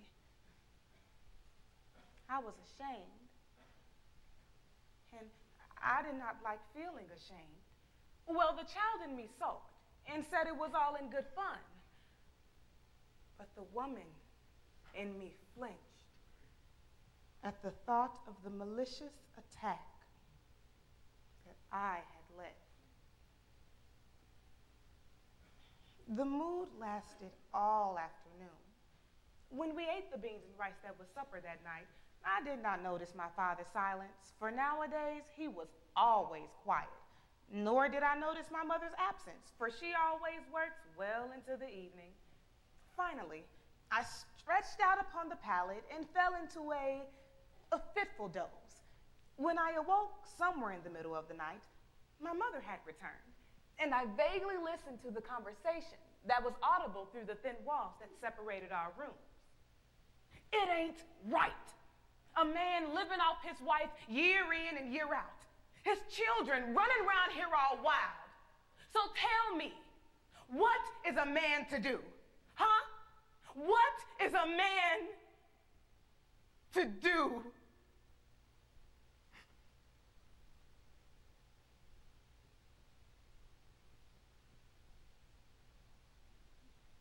Then my father, he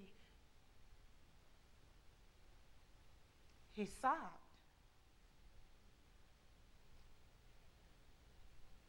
Loudly and painfully and helplessly, my father he cried. This world had lost all its boundary lines. Everything was suddenly out of tune, like a broken accordion. And where did I fit into this crazy picture? The room was too crowded with fear to allow me to sleep. And finally, I was out of the window, running furiously and silently until I came to where I had half known I was headed. Miss Lottie's yard.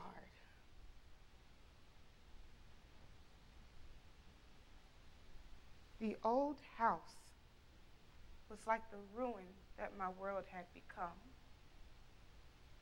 The great need for my mother, who was never there, the hopelessness of our poverty and degradation, the bewilderment of being neither child nor woman, and yet both at once, the fear unleashed by my father's tears, all these feelings combined in one great impulse toward destruction.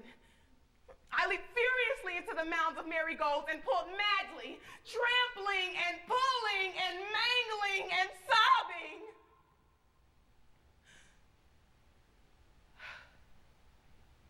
Destroying the perfect yellow mounds. I opened my swollen eyes, and there in front of me stood Miss Lottie. I scrambled to my feet.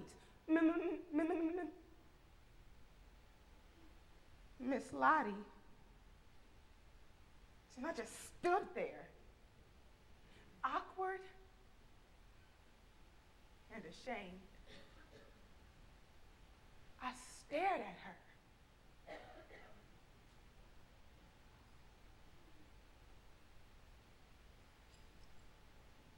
And that was the moment when childhood faded and womanhood began. The old witch woman was no longer a witch, but only a broken spirit who had dared to create beauty in the midst of all this ugliness. Whatever verve there was left in her, whatever was of love and joy that had not been squeezed out by this life was there. In those marigolds.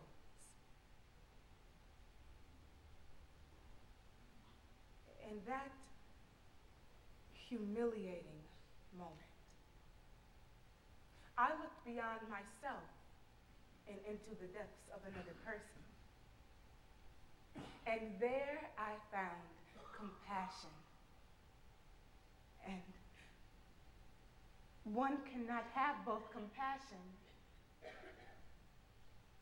and innocence.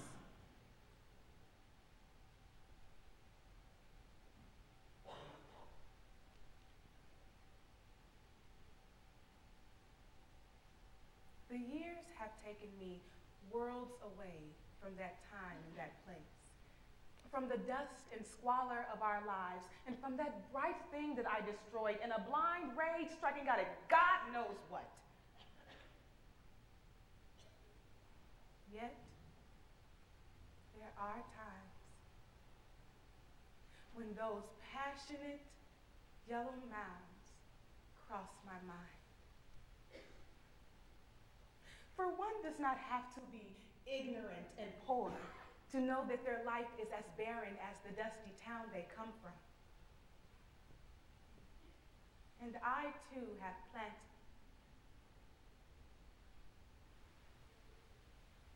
marigolds.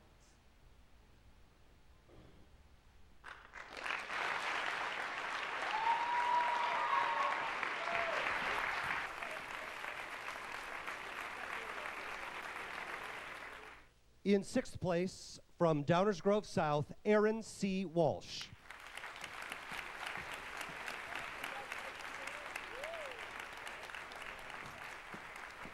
In fifth place, from Homewood Flossmoor, Kanoa Mulling.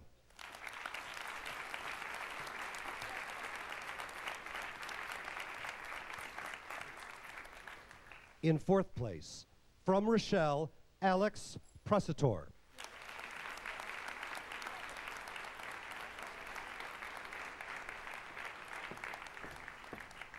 In third place, from Warren High School, Lily Zhu.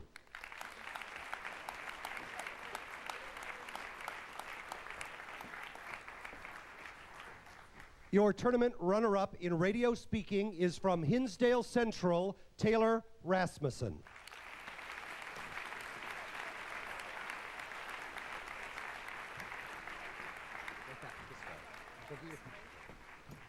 And your 2011 tournament champion in radio speaking, Shreya Patel from Wheaton North. Turn your radio on. Turn your radio on. Some eternal morning we shall meet them over on the Hallelujah shore. Get in touch with God. Making headlines this hour, Egypt's president has resigned. Terrorism is the #1 threat facing Homeland Security, and Governor Quinn's state budget cuts. I'll have these stories and more just ahead. Good evening. I'm Shreya Patel with WPAT News, Sports, and Weather. This report is being brought to you by Eggleston's Eyewear. In international news, Egypt's Hosni Mubarak has resigned as president, handing control to the military after 29 years in power. A day after announcing he would hand over most of his power to the vice president, Mubarak finally bowed to demands of protesters for his immediate departure amid escalating protests. The vice president made the announcement on national TV just after nightfall, setting off joyous celebrations in Cairo. From Europe, Sweden's justice minister says WikiLeaks founder Julian Assange should turn himself in for questioning in a Swedish rape investigation and has no reason to worry about getting a fair trial. Beatrice Ask's comments reveal the irritation among senior Swedish officials at the arguments used by Assange's lawyers in fighting his extradition in a British court. Turning to national news, the nation's head intelligence official says terrorism is the top national security threat facing the U.S. homeland and job #1 for the intelligence community. In remarks to a House committee Friday, Director of National Intelligence James Clapper said Al-Qaeda's core in Pakistan and its offshoots continue to be damaged by U.S. counterterrorism efforts. He says intelligence cooperation has averted potentially deadly attacks over the past year. From our nation's capital, Republicans controlling the House are promising to slash President Barack Obama's budget by $100 billion over the final several months of the budget year to keep a campaign promise made last fall. That is a significant increase over a plan earlier this week that flopped with Republican conservatives. Appropriations Committee Chairman Harold Rogers says the move would make deep but manageable cuts in almost every facet of the government. Making local headlines, Governor Pat Quinn has released documents showing $3 billion in budget cuts made during his tenure.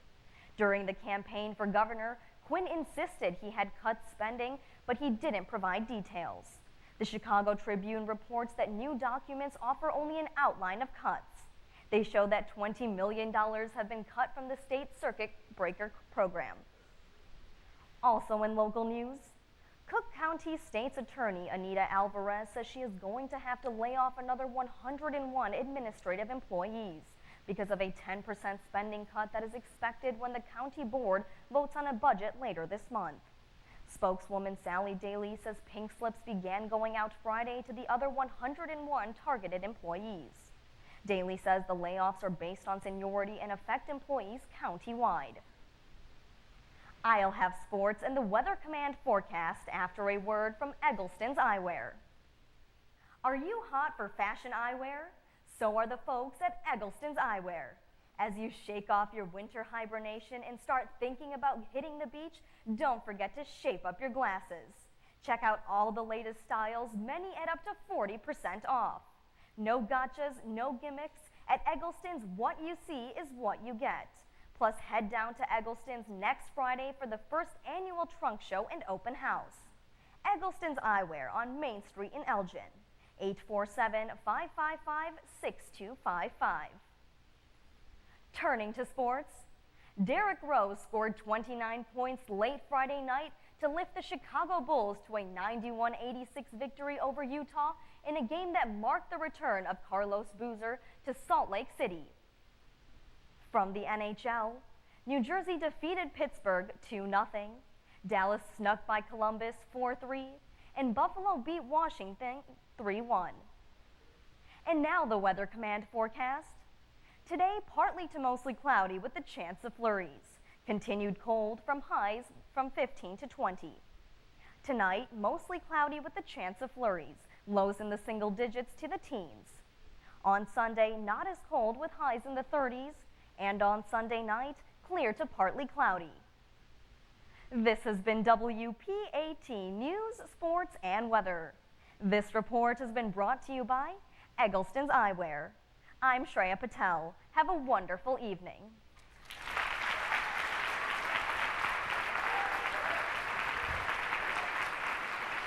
Thank you. In 7th place, from Downers Grove South, Milap Mehta.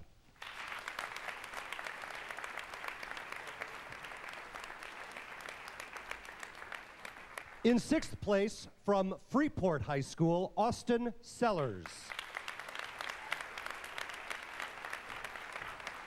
In 5th place, from Normal Community West, Ryan Kerrigan.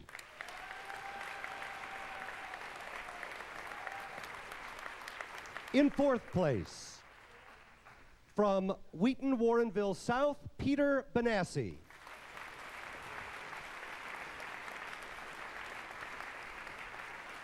In 3rd place, from Marion High School, Connor Keene.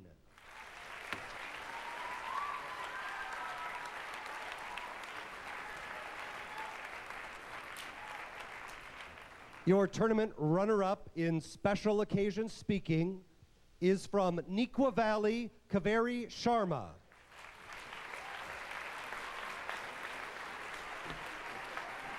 And your 2011 tournament champion, Let's really show it, darling. Leah Ellis. Let's give them something to talk about. Something to talk about. A little mystery to figure out. Something to talk about. Let's give them something to talk about. Well, it's Black History Month again. The time of year where we dust off the motivational posters with pictures of W.E.B. Du Bois, Malcolm X, and Shaquille O'Neal, and display them in stark contrast to Flavor Flav's grill and Bill Cosby's seizure-inducing sweaters.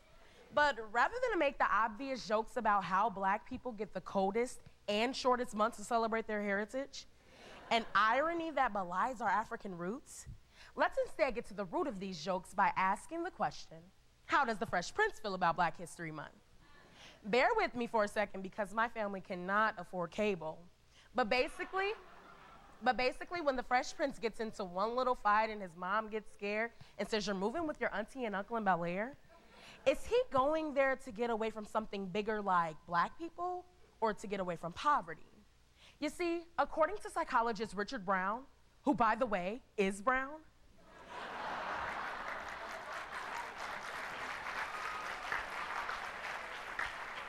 our culture still connects problems associated with poverty and socioeconomic status with problems associated with race. So, here we are, the African American Cultural Awareness Club, at this assembly preparing for Black History Month. And in this process, I can't help but wonder, will my generation finally be the generation that stops looking at the fact that we are Black as a reality that inhibits our ability to be successful in life?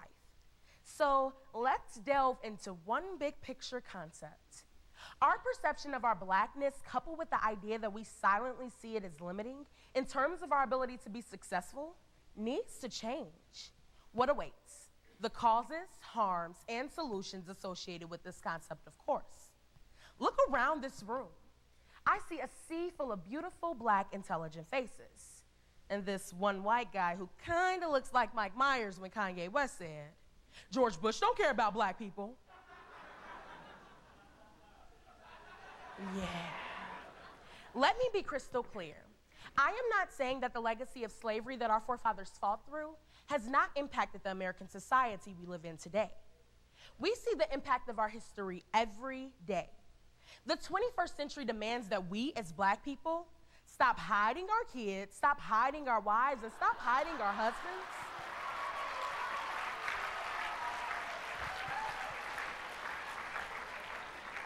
And stop viewing our heritage as something that limits our potential.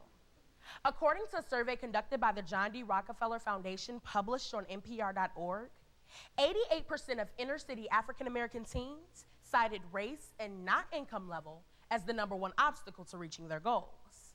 Let's break this down by taking a hypothetical example. We'll call him Kanye. Kanye goes to a terrible school which draws its funds from local property and sales taxes. When I say he goes to school, yeah, I really mean doesn't go to school. Generally, Kanye is spending his time trying to scrape together enough cash to buy the new pair of shoes that he saw in the Lil Wayne "We Be Steady Mobbin" video. Also, Kanye has a jacked up grill and doesn't have tons of recreational outlets other than making teenage girls pregnant. But the problem is that we view Kanye's hardships as a result of his race and not his financial circumstances. So when Kanye acts out and embarrasses himself, people shake their heads and go, "Those crazy Black people." Second, how many times have you heard the phrase, "because the white man wants to keep the Black man down"? I guess my question is, didn't the white man recently elect the Black man to run this country? Or better yet,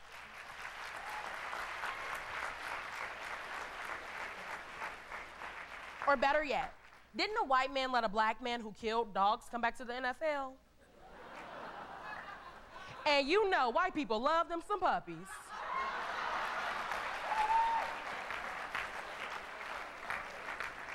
According to author Vincent Sarich in his book, Race, The Reality of Human Differences, adopting the role of the victim in society is modeled by and cultivated by Black communities all over our country. In short, the longer we believe our lives are limited by the fact that we are Black, the longer it will be limited. Here's another question. How many times have you heard someone in your community speaking in a degrading fashion about someone because they act white? And what exactly does it mean to act white? Because I know plenty of poor white people who drink malt liquor and get followed by the police when they ride through rich neighborhoods. Well, let me be honest with you. I don't really know white people like that, but I see them all the time on Cops.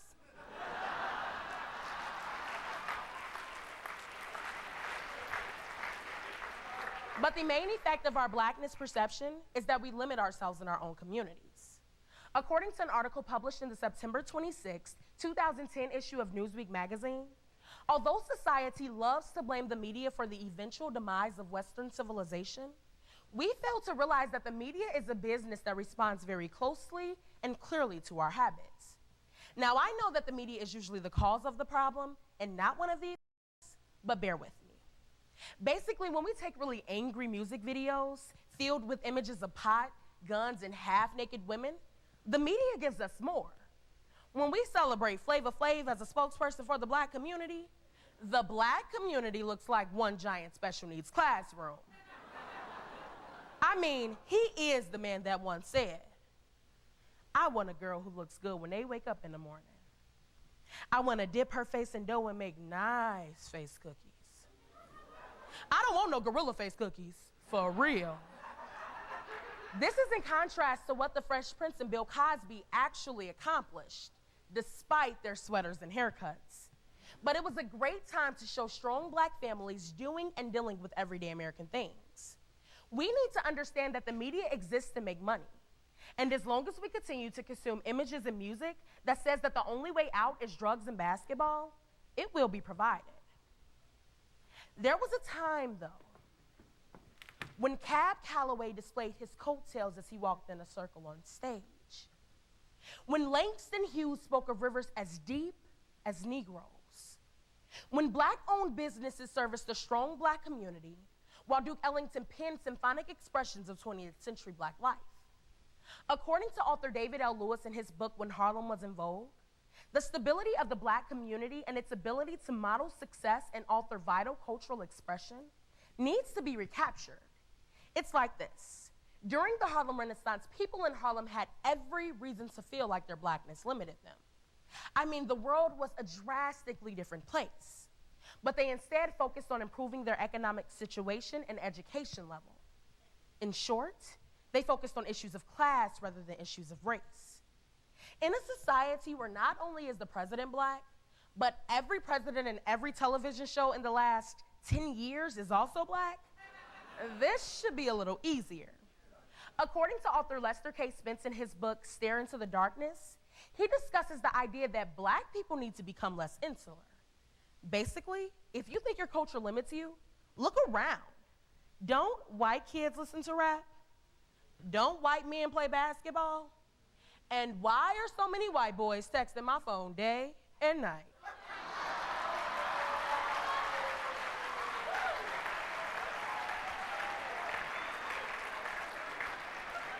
Well, you don't have to answer that last question. I mean, that's pretty obvious. But if we look at the world of the 21st century, we will surely see it as our class and not our race that limits us. The causes, harms, and solutions associated with our blackness perception must help us realize that it's time to stop blaming our problems on the fact that we are black. At this assembly preparing for this Black History Month, even though it's cold outside, make a change in the way that you view what's limiting you in life. As for the question, how does the Fresh Prince feel about Black History Month? I guess I'll have to keep watching The U to find out.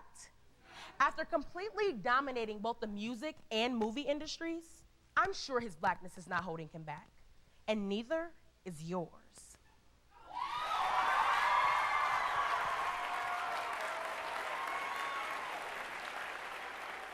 In fifth place, receiving our recognition with 14 points, the team from Richards High School in Oak Lawn.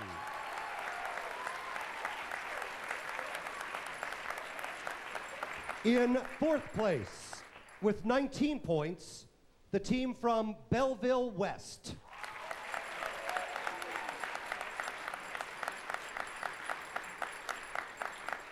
In third place, and receiving a trophy, with 23 points, the team from Wheaton Warrenville South.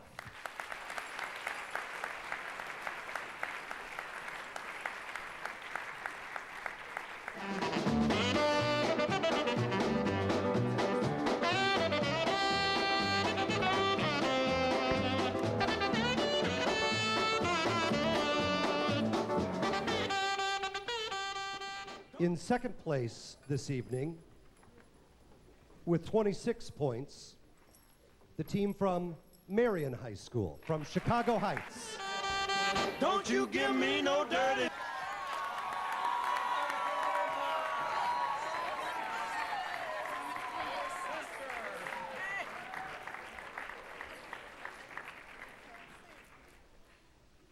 Team Jesus.